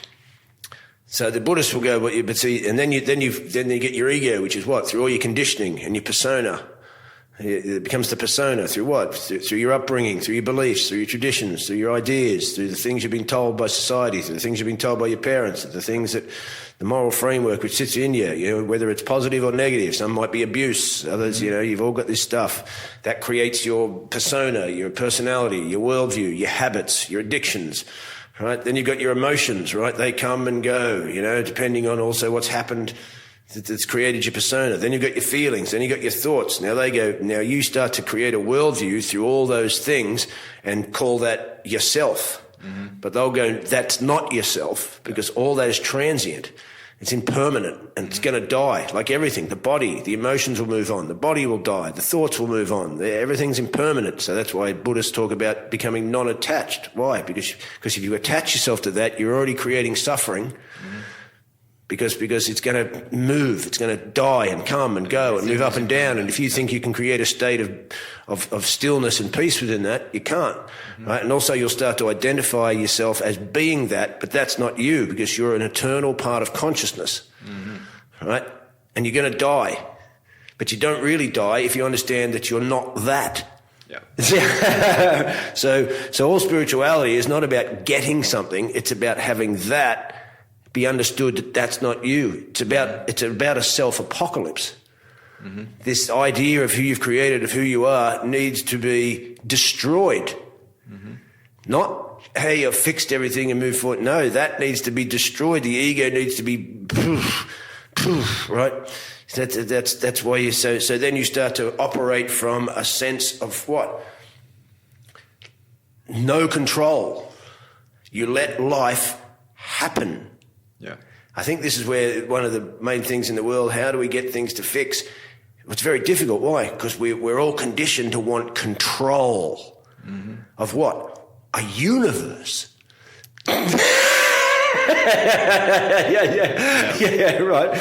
But it's difficult to let go of that. Why? Because we don't feel that we can get anything done without control. Well, that was going to be my next question. I mean, how do you reconcile letting go? Doing stuff. Here's the great paradox that the conscious mind and the ego will not be able to rationalize, because I think it becomes what you would quantify as hypocrisy. How can we get things done if we're not in control? But then I sometimes go, well, it's not. What you've got to do is understand the power of the paradox, right? And can you rest in the center of a paradox so that you can let go and let life happen, and then maybe things start to manifest from that place. Yeah. Right? Because why? Because your consciousness is not dwelling in your ego and your abuse and your subconscious And your ideas, it's all your feelings and your thoughts and your emotions and your body. But this is not the easiest thing, and you can't get this. That's why they say you can't seek this, because you already are it. Yep. Here's the great paradox of this. So the more you try and go, I'm reaching for enlightenment, then it kind of gets further away, because you're trying to reach for something that you already are. So you can't get something. You need what you want is something to be destroyed almost. yeah, right. And what do you want destroyed? Your old conditioning, your old beliefs, your old this. But how do you do that? Well, you have to go in yourself. Yeah. And they'll do what? Well, what do you do once you're in there? Well, you just observe. Like I said before, when you get triggered, that's the part of Buddhism. And the feelings come up, the Buddhist will go, don't react. Just watch that. Just feeling. become the witness. Witness your thoughts. And then go, and then you can ask yourself, who is this witness? And that's like. And then there's maybe but of course it's because then you can even look at it and go, and it's not like something that needs to be destroyed per se in the sense of, which is creating another sense of destruction. Is it? Everything just needs. This is the hard bit, I think. Letting go of control. Why? Because everything that arises is part of creation. Everything, the negative stuff, and it's coming and going back to the nothing and the something simultaneously, constantly. Just like a flowing river, right? As soon as it comes into sight, it's like creation just constantly goes into. It's almost like this. I thought about it. If you're living in dualism, and you go, we have to create more love, right? We need to create more love. But sometimes you have to ask yourself, but where is that idea of what love is coming from? If it's coming from your ego and your inner world that may have to do with control. How do I get people to love me? Control everything so I'm never hurt, right? And then also, if it's in dualism, you go, well, we've got to get more love on the planet. But if you're still living in this dualism thing, which is like even what Einstein said, every action has an equal and opposite reaction. Well, what happens? Well, more hate is going to come up. Why? Through the simple cosmic law of dualism. Yeah. So that's why Buddhists are sometimes going, you've got to get out of this dualism. Yeah. Why? Because it doesn't matter how much you try to create more good things, the negative side has to fucking arise with the equal power, like Einstein said. Yep. There you go. You're never going to get. That's why these people run around. I'm offended. This is going to. Oh no. Yeah. This is deeper than you people think, right? Yep. This is deeper than you think. Now I don't, and it's deeper than what they think, even on just a political level. So to me, PC people, and this is getting off the track again. They're casualties of a psychological war they don't even know is being waged upon them, and they think that they're they've become the psychological foot soldiers to bring everybody else into line. Yeah, well, they're actually the casualties of the psychological war, because they've constantly created a bunch of people who they've put into boxes called minorities and the marginalised, haven't they? Everyone's a minority in them except white men, right? Because they're the evil patriarchy. Yeah. But now everyone, and so women and immigrants and Muslims and gays and transgenders and the disabled and anybody else is marginalised into a box of the minority and the oppressed. And of course, there's no such thing as reverse racism. You can't say that. Well, the thing is, as they put them into these things, they constantly try and bring these people up by telling them they're oppressed. Right? And I'm like, how is this going to get them up, right? We're constantly telling them they're oppressed. It's almost like you're almost, and then you're turning them into victims. Exactly. You're creating a victim psychology, and then what could be triggered from a victim psychology if you start to feel you're a victim and a part of you through your life is a victim and you've suffered because of it. I'm not saying that some people who are I've suffered. We've all suffered. Right? So, and some people suffer greater than others within the realm of society. usually on people on the fringes. We know that, right? But if you start to go, right, let's constantly promote victimhood, let's constantly promote this, what are you going to trigger in there? Well, the desire for vengeance. Yeah, right. And so now we've got these people just raising up to sort of, now we have to crush everything and but that whole thing, like, it's disempowering when you adopt a victim mindset as opposed to one where you take ownership. And also, who put these people in charge of becoming the spokesperson for all these apparently marginalised groups? Yeah. Well, the whole notion, I mean, you said the whole... It seems to be middle-class white people who have put themselves in charge of taking control of the marginalised Well, you were talking about the white, patriarchy earlier, and the whole notion of white privilege was actually coined by Peggy McIntosh about 3 or 4 decades ago, and she grew up in one of the most privileged parts of America. Her household income growing up was 4 times more than the American average. So to her, that whole notion of being white is conflated with that upbringing. She did not grow up around other white people who perhaps didn't have it so easy growing up. So even the whole notion of white privilege has flawed roots, which come back to her sort of subjective reality of the world, which you were talking about a moment ago with dualism. But there is other realities out there that other white people have experienced. Oh, of course. And I sort of just don't get the fact of the going. See, here's and now we've gone away from hardcore non-dualism back into the political structure of. So that's what I mean. Trying to work all this stuff out, and we're all going to get this result. It's a bigger palette of stuff than people even think. Well, as Frank Zappa said, if you're going to take on the universe, back the universe. Right. But it's the whole thing, like, people tend to think in first order of consequence. Like, okay, well, there's inequality, so let's make it more equal. But what are the subsequent orders of consequence of doing that? Like, for example, people argue for minimum wage increases. Yes, let's lift the minimum wage to $25 an hour. Okay, great. But what's the consequence of that? Well, a lot more work's going to go offshore. Oh, this person who had 40-hour work week, well, he just got his hours cut. Now he's got 20 hours a week because they can't afford him for 40 hours. Now he can't get the experience that he wants to get that higher paying job. So with every, like you said, positive action, there is an equal reaction. Well, now it's $25 a week, work week, and cigarettes just went up by $7. Why? Because we have to pay more money out. Exactly. And vegetables went up. Or tariffs. Let's put a tariff on steel, so our local steel manufacturers can be more competitive. Okay, great. Suddenly the price of everything else locally goes up. So you're all doomed. Exactly. Wow. And then it's let's try not to be too dystopic. Oh yeah, it's just it's madness, man. Yeah, it's madness. But bringing it back to Buddhism and that whole subjective view of the world.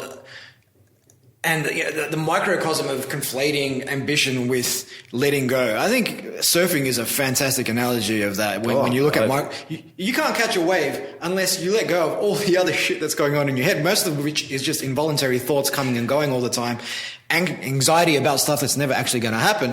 But you can't catch a wave unless you let go. I bet I would be. I've been the most. Me letting go. I've got on the most tight, constricted fucking lunatic.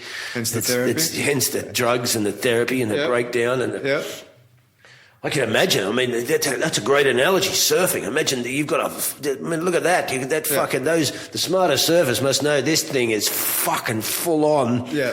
2 meter wave. There's no, they're the guys that know I'm not in charge. I'll direct the board, but this fucking thing, this wave, this ocean is. Oh, it's a son of a bitch, the nature, isn't it? I remember once seeing some tsunami or something and it just swirled through some car manufacturing place and just thrown about 1,000 hatchbacks into this weird pattern. And you just go and see, there's not an artist on earth that can throw 1,000 hatchbacks in 12 minutes into this fucking thing, I always got sucked out to sea once. That's the first time you realise, oh my Jesus fucking Christ, how fucking full on is this? You know what I mean? Like it's, oh fuck, I can't, And you realise, and if it got more intense, you realise, you're fucking in serious no shit. control. But we're not even in control of our own sort of thoughts, right? I mean, people like to think they're in control, and then I'll say something like, okay, you sit there quietly and try not to think anything for the next 5 minutes and see how you go. And you'll just have, I've got to go shopping tomorrow. Did you choose to have that thought, or did that thought just kind of enter your... I wish I'd stuck to meditation. I used to do it in the 90s, and now my brain's so fucking messed up. It's hard to get back into it. But it is, you try and you meditate, and then what's amazing is you actually sit there, and next minute you've been thinking about some fucking stuff for 5 minutes and you didn't even know you stopped. You're just in there. And that goes back to what you were saying earlier, just like observing that thought and then bringing yourself back. Well, that's what I learned about meditation. It's not that hard per se in the sense of, because people just go, I can't stop the thinking. Well, you're not going to stop the thinking. All you do is just, when you first start, when it wanders off, don't spaz out, just go, bring it back. It wanders off, just bring it back. It wanders off, just bring it back. And then if you do that, it's like anything, then it starts... It's like a muscle. What? It doesn't wander off as often. As often. Until if you do it like some of these blokes, you can sit there for... Yeah, I wish I'd kept that going. Yeah. Now my brain's such a fucking mess. And that's like... when you're meditating as well, I mean, training that muscle so you can bring yourself back to your breathing, for example. It's just like having conversations and not being triggered. Like you said, you used to get triggered when someone said something.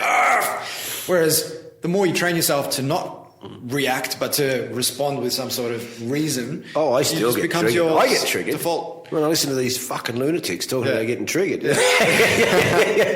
get triggered all the time. Like, we're all a work in progress. There is no end game nirvana. I've made it now. I am an enlightened being, and everything I've ever wanted is just where it needs to be. No. And even then, what's that based on? What's everything you've ever wanted based on? Like your upbringing, what your parents told you, like what's culture. mine based on? Never having to go to work, tons of cash, hot chicks. All the drugs in the world. Yeah. Drugs, never having a negative effect. As I say in my show now, I just thought I could sneak past God till the end. Yeah. Like, maybe I can get it, maybe God's not watching me. Maybe I can fuck. Oh, come on. Keith Richards seems to be getting away with it. Why can't I? What's his story? He's like, 75 now, still rocking. So, I mean, we've kind of skirted around the topic in our conversation, your nervous breakdown and going to therapy and everything else. I mean, is that something, what brought that on in the first place? Well, is it just a combination of just a combination four decades? I wrote a show about it, so I may as well talk about it. Yeah. I've got a DVD coming out called Nervous Breakthrough, so I wrote a show about it. Did a show. I couldn't not. Oh, yes, I was about to take a year off. I was working too hard, 2009, I had a bit of a fucking meltdown because I've been on the comedy circuit in England for 10 years. I never took holidays. I just worked. How often did you perform? Like 4 or 5 nights a week? No, not anymore. I fucking did that. Back then, yeah. And so, and if I look at it from my perspective, well, it's just fucking a bit of everything in it. So, I've done cocaine in my life. I was never fucking Scarface, but I did it for too long. It became recreational. It just became It's the inverted you I was talking about earlier. It just became a lifestyle, you know what I mean? I didn't do it every fucking week or every fucking month. I might not do it for a couple of months. Still got your nose. But you do it for over 10 years like that, and it's playing a part, right? And so what else is playing a part? Well, I'm on the road constantly, so... I'm fucking travelling, and I'm slowly getting worn down without noticing it. Why? Because I've been working nights for 25 years, pumped up at 1 a.m. Yeah. Going back. Sleeping through to the afternoon. So next minute day. you're sleeping through to the afternoon. Next minute, with the years go by where you're still smoking weed and still drinking sometimes. You're eating out of service stations. You go flying around the world. You're not looking after yourself like you should. You haven't dealt with your fucking issues. So then I was like, I'm getting into my 40s. I didn't really give a fuck that I was old, but I should have given a fuck. I would have woken up to myself. So after years of just non-stop work, Can't keep those fucking dysfunctional emotions down there forever. They all start manifesting in different fucking ways. So slowly your biochemistry of your brain starts to fucking get worse, and then but it's kind of normal. Plus I'm listening to a lot of negative stuff about conspiracies and politics and war and fucking, and so I think just a culmination of like, eventually you get insomnia and you can't get to sleep. So what do? Well, I'll just fucking watch porn to get to sleep. And what's that doing? That's fucking with your brain. Yeah. That's doing this. So just this culmination. And then I knew it was all starting to go a bit fucking pear-shaped, but I went, right, I've just got fucking I had one more tour to do, and then I was going to take a year off. I thought, right, I'll get me shit, I'll get me fucking girlfriend, I'm going to fuck it all away, just go swimming, play drums, go to therapy, do all this, but I fucking just didn't make it. So one day it just went... One day the body just went, you know what, fuckface, we've given you enough warnings. Yeah. We gave you enough cool things. We just gave you this girlfriend a year ago. You should have fucking moved in with her and taken a year off then. We fucking gave it to you, dickhead. And you had your warnings, and you had these thoughts to yourself, I should fucking stop doing it. Maybe I should take a holiday. Do you want to do this gig? Yeah, I'll do that. No. See, I needed a fucking woman to look after me. I did. I needed a smart woman to sit down and go, Stephen, and when I got up and went, well, what the fuck? So I went, shut up. Sit down, you fucking idiot. Yeah. Stick your ego in the fucking toilet and shut your mouth, right, and listen to me. And maybe I would have gone, okay. Well, some people like to say, some people say behind every great man is a great woman, right? But so I definitely needed one. I needed one, you know, just to... That's what women can be good for if you'll fucking take your foot off your own ego and fucking wake up yourself. They get. That's why I don't like all these feminists. We can be fucking powerful on like men. We don't need you like men. We need you to be like, a bit of intuition that go, I wouldn't do that if I was you. I wouldn't do that. Don't do that. According to some feminists, there's absolutely no physiological difference between men and women. Yeah, I know there isn't. Not at all. But, Not at all. So just going back to your nervous breakdown. You're that was. Recovering at the moment. You want to, get yourself some depression. That's what you want in your life. Yeah. I guess sometimes going to that point brutal. Makes you I've had brutal depression. So you don't fucking want that. That's why I love it. And stay away. Oh, they gave me all these psych meds. I got off those fucking things because I won't take those in a million years. They're fucking evil. And I learned a lot about the medical system. Like they know fuck all. And I have a real thing about them. I fucking hate them. Yeah. Fucking psychiatrists. Who the fuck do you think you are? And then, you have to go and see a psychiatrist. Okay, well, I'll ring up a psychiatrist. Yeah, when can I see the psychiatrist? November. Yeah, but it's May. May, yeah. Yeah, you know, we're a specialist. We're so important. And when you get here, we charge you $495 for the hour. We're going to diagnose you by getting you to fill out a form. It says, so do you feel you're having trouble sleeping? Yeah. Do you feel down most of the time? Yeah. Have you ever thought about killing yourself? Yeah. Have you not interested in the things you used to like? Yeah. And then we're going to look at it and go, oh, you've got depression. Yeah, I know I've got depression, you fucking idiot. That's why I'm here. Yeah. I could have taken this online fucking self-assessment from home. Right. And this is your big technological form of diagnosis, is it? An A4 piece of paper with some questions I'm going to tick. And you want $400 an hour, so you can dole out some pills that you don't know whether they'll work. And if they don't work, well, we'll double the dose. Because the brain's so complex. But here's what we'll think is, well, if 15 milligrams doesn't work, maybe 30 milligrams will work twice as much and work. Oh, that's your big theory, is it? About the complexities of the brain and the body and the blood and everything else that's going on with this fucking thing, and the biochemistry and the nervous system. Oh, but just maybe put twice as much in there. It'll have twice as much. Are you fucking kidding me? Are you fucking kidding? And what if these ones don't work? Well, we'll just try another one. We'll mick around until we get it right. Yeah. Oh, right. And so what am I supposed to do in that time? And I can't stand them. I can't fucking stand them. Especially the fact they're doling them out to kids. And you get these people that I've listened to speak. I didn't even know I had depression until I went to the doctor and he told me. Well, I'll tell you why you didn't know you had it. Because you didn't fucking have it. Because if you had it, you'd fucking know. It's a self-fulfilling prophecy when you start thinking you've got it. So don't tell me that. That's like going, I didn't even know my arm had been cut off till I went to the doctor and he told me. I didn't even know I had depression. It's because you didn't. So I mean, what are you doing differently nowadays, Steve? I mean, you're saying no to a lot more things, I imagine. Oh, I don't. Here's the problem, I haven't had drink or drugs or anything for 5 years. Yep. Because I wasn't. That's a problem. I wasn't an addict per se. I sort of did it.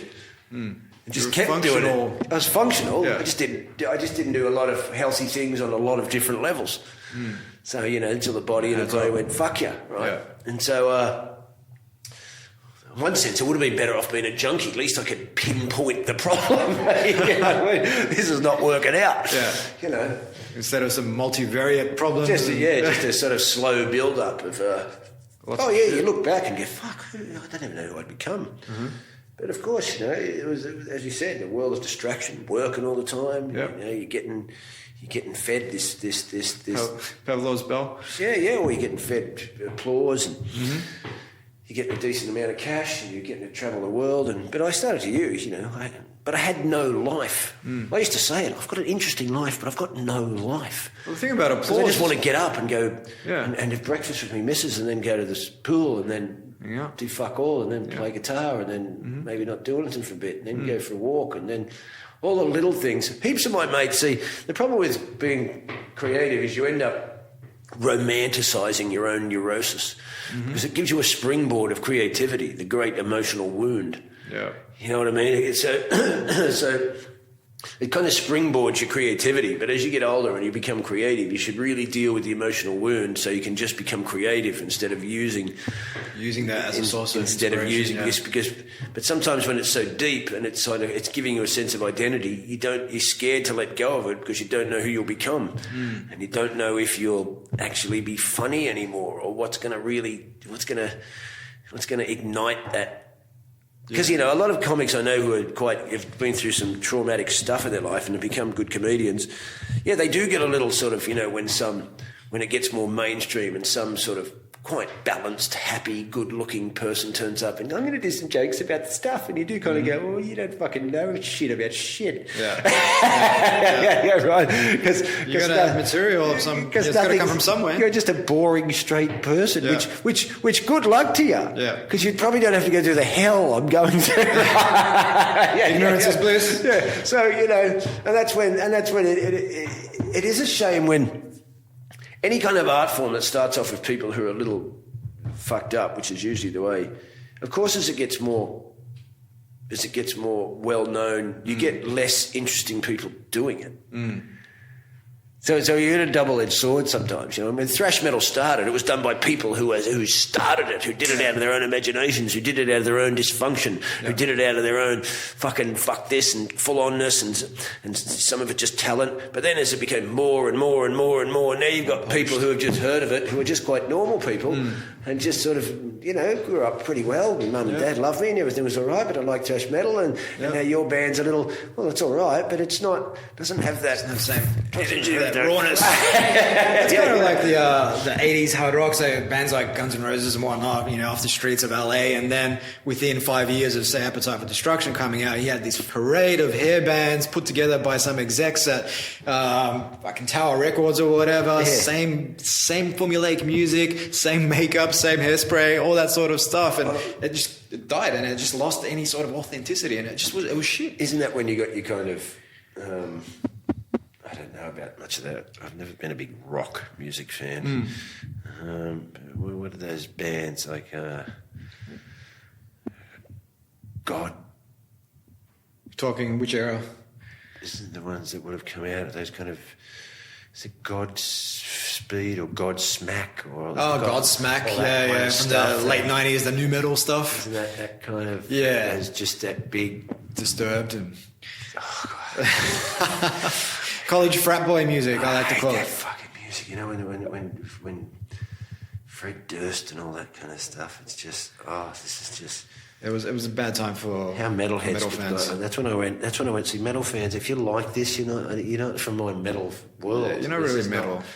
This is just Fred Durst, ex-Marine, frat boy, backward cap, baggy jeaned, fucking doing George Michael covers with an electric guitar. I'm like, This is not fucking Celtic Frost and Bathory and Merciful Fate. That comes from a different fucking space. It's a different space, but that different space doesn't appeal to the mainstream because the mainstream just wants something that's easy to digest, kind of like that Happy Meal we were talking about earlier. So something you touched on, Steve, where you said, you're fucking traveling, you're touring Europe, getting a lot by the way, I'd like to quantify on here, if you are on any kind of psychological medication, I'm by no means telling you that you should go off it, and I'm by no means telling anybody that they shouldn't listen to whoever they want to listen to. You listen to whoever you want to listen to. I don't want to listen to these people, and I've been on this shit medication, and I've got myself off it, and I'm dealing the whole thing with supplements. If you want to deal with it the other way you do it, this is my get out of jail free card. I'm not telling anybody to fucking go and get off their medication. This is purely my opinion. It's not a medical opinion. I don't have no medical opinion for anybody out there with any kind of psychological issue whatsoever. I'm telling you that they can, all these arrogant fucking doctors can get fucked in my books. And not all of them. Yeah. It's just, see, there's my own unprocessed anger coming up at these fucking people. They didn't get me to not look after myself, did they? But I just find, sometimes the way they're handing out antidepressants to fucking people is just. Why did I take them? Well, I'd already been in the midst of a breakdown. I didn't know what to do. And the way they're handing them out to people who are just a bit upset, I'm like, oh man, this is dangerous. It's dangerous in my books. Yeah. Instead of addressing their underlying issues and changing the way they see the world and perceive things. Maybe just, what are you eating? Yeah. Yes, maybe you're having too many carbs. carbs. Do this, go and see a naturopath, maybe get out in the sun more, ride your bike. Understand that doesn't fix you if you've got hardcore depression. I understand. I've given it a go. It just doesn't fix you. I'll just walk in the sun and get some vitamin D and go for a bike ride. No. For a lot of people who are on the fringes, they're probably just not doing enough of that stuff. I mean, if you've got hardcore depression, it's another thing. Yeah, it's another fucking thing. Yeah. And I guess, I'm just sort of, I just don't, Plus, I don't want to be on any kind of medication for the simple fact that if society turns to shit and there's some kind of power out or society just collapses, well... You're fucked. If America goes down, the whole system goes down for a bit and they've got 40 million people on antipsychotic medication, you're going to see more murders and suicides than you've seen in a fucking zombie Well, we've got the massive opiate epidemic at the moment over in the States, so... You're on fentanyl and fucking... Yeah. Or you're on fucking Seroquel, or even if you're on heart medication or fucking... or diabetes stuff. If the system goes... See, here's what people don't understand. Here's what a lot of people don't understand, because we've all grown up with flushing toilets, electricity, beds, VHS players or DVDs or record players and hot water and showers. Yeah. But most of us 150 years ago didn't fucking have any of that. and we take it for granted. And if that all just collapses, well, it won't go. Well, it could collapse because it's not the Earth. The Earth won't collapse yet. Yeah. So if that goes, you'll be thrown back into that bit. Well, that's a good point, because people think we're wise and we're so far advanced from previous generations, but all we've become is really specialized at a very narrow field of things. If someone told me, all right, go catch your fucking food tomorrow, I wouldn't know the first fucking thing. Here's the thing, this very system is holding that primitive part of us in fucking place. Because if Coles and that don't get a bunch of capsicums and fucking crumpets delivered to them for 2 weeks, and the pharmaceutical place doesn't get any fucking stuff delivered to it in 2 weeks, and you haven't had electricity or hot water for the past 2 weeks, and all your computers have gone down for fucking 2-3 months. If this goes on for 2 weeks, it wouldn't even take fucking 2 to 3 weeks before you'd see the veil of civility drop in about an hour and a fucking half. You're right. And suddenly you realise, oh my God, this was holding a lot of this primordial fucking chaos in check. Right? And then the third world, they're already ahead of us because they're used to living like this.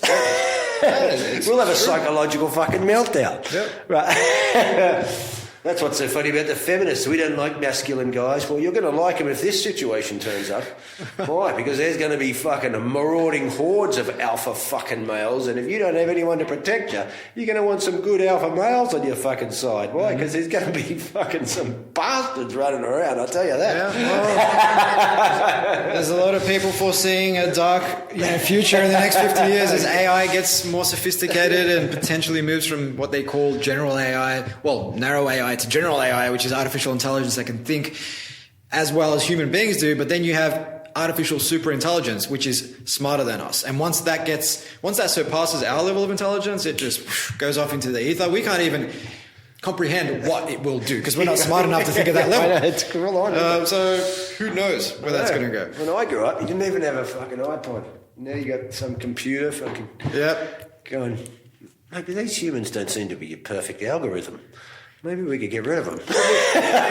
And we also all think, well, we wouldn't say we all think we're going to stay away from the universal, but people tend to think that human beings, for whatever reason, are sacred. But this world, well, Earth, which is just a fucking speck of dust in the ever-expanding universe, has been spinning for several billion years. Homo sapiens as a species have only been here for about 150,000 odd years, which is something like 0.003% of the time that the Earth's been spinning. Yet for some reason we think we're sacred because we're slightly more intelligent than all the other species on the planet. Therefore we are from children of God or something of that effect. You might be from children of God. You might be sacred. Maybe. Who knows? But you've got to get out of this.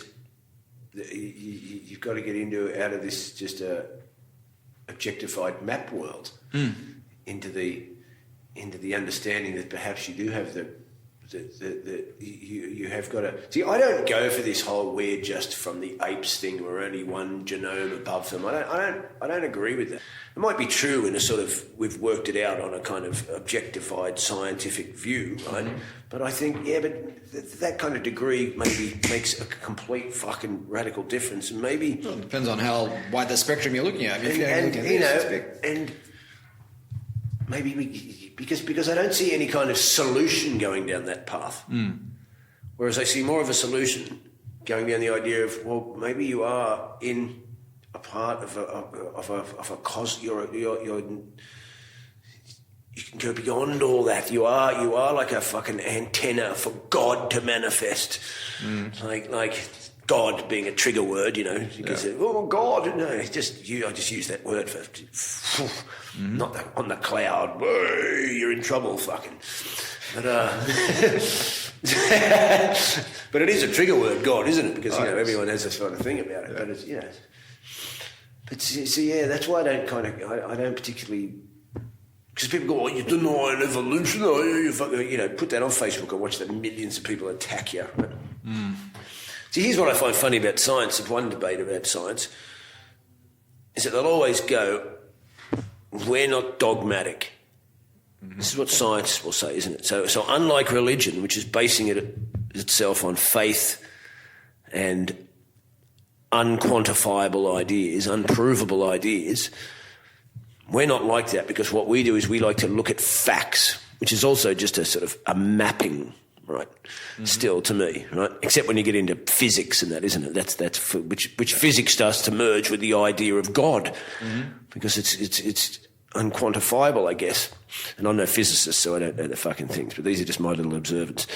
But here's what I don't like about science when it goes, we're not fundamental and we're not dogmatic, because what we do is if we come up with an idea, a premise, but if we finally prove that was actually wrong, we don't hold on to it. We're egoless in this sense, and we move forward going, no, we had that idea, but it was wrong, and we've reached another idea, right?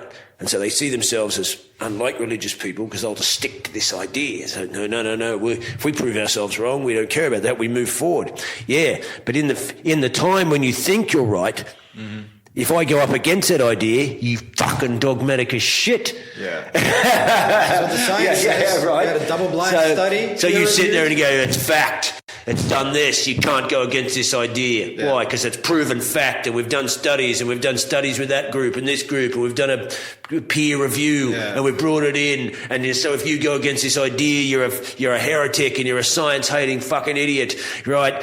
Until, of course, we prove ourselves wrong, and then we go, oh, no, we're not dogmatic, so we've just moved forward. Yeah, but you'll burn anyone that doesn't agree with you when you think you're right, won't you? So that's why I don't. Yeah. You think you're all so enlightened, but you're just as dogmatic as these religious people. And the thing about a lot of those peer-reviewed journals and whatnot is they often come from a place of confirmation bias or looking to just confirm some pre-existing view, and therefore you're going to find data that supports that view rather than really be objective about it. That shows up all the time. But then also, how much evidence have you observed? I mean, there may be new evidence that comes along tomorrow. And Nassim Taleb wrote that book, The Black Swan, about the first black swans that were discovered in Western Australia years ago. Up until that point, humanity thought that all swans were white. And so there's always going to be other evidence that you should be open to, more or less contradicting what you think. And that's why I believe in this whole philosophy of strong opinions, weakly held, because, hey, I have this opinion based on my past experience, based on the evidence that I've seen, the people that I've hung out with, what I've listened to, what I've read. However, there's so much shit out there that I don't know, so I could be completely wrong. This is what I believe based on that, but hey, you give me evidence or you argue something to the contrary that makes sense, I may just change my opinion. But I'm not going to hold on to this with dear life and be like, no, I'm right 100%, this is conclusive. Oh, no, I don't do that. This is why it's all so difficult, and I just wish that I could just, party around and do drugs and have sex with hot chicks and just do comedy that way, because it's all so fucking difficult. I just go around and fucking hang out with Nicki Minaj. Why not?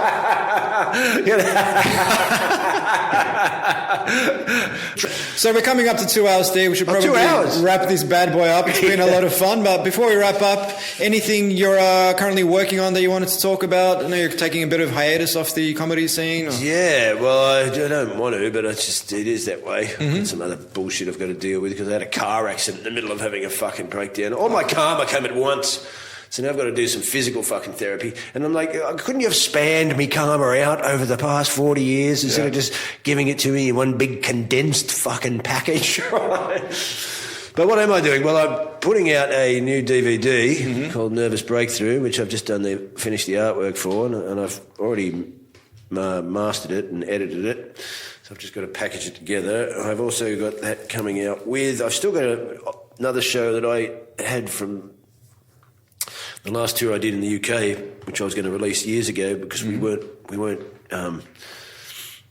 bargaining me having a breakdown by the end of it. One of those things you don't really foresee. So I've still got a sort of 2 live DVDs to come out. One's got a kind of documentary attached to it because I had a guy on the road with me doing some stuff, and maybe I can pull that together. So that's going to be a sort of big project, big package, 2 live shows and a bit of a doco.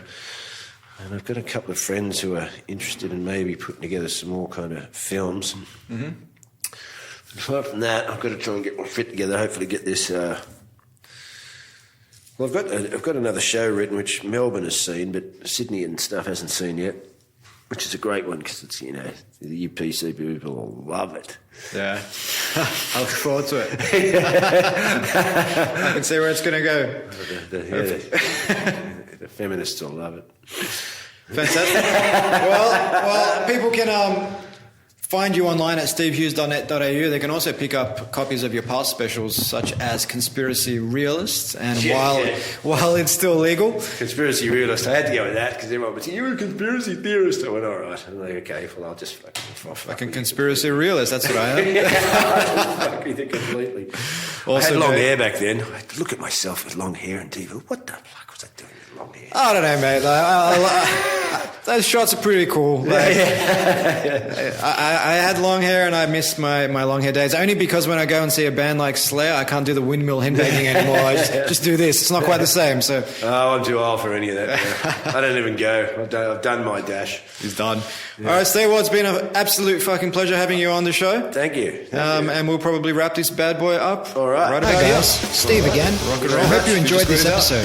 If you'd like to receive a weekly email from me, complete with reflections, books I've been reading, words of wisdom, and access to blogs, ebooks, and more that I'm publishing on a regular basis, just leave your details at futuresquared.xyz/subscribe and you'll receive the very next one. If you're picking up what I'm putting down, take a minute to like, share, or subscribe on Apple Podcasts, Google Play, Spotify, or wherever you get your podcasts. It goes a long way to giving the podcast the exposure it needs so I can continue bringing you guests and conversations of the highest caliber. You can catch me on Twitter at Steve Gliveski and on Instagram at TheSteveGliveski. Until next time. Hasta la vista, baby.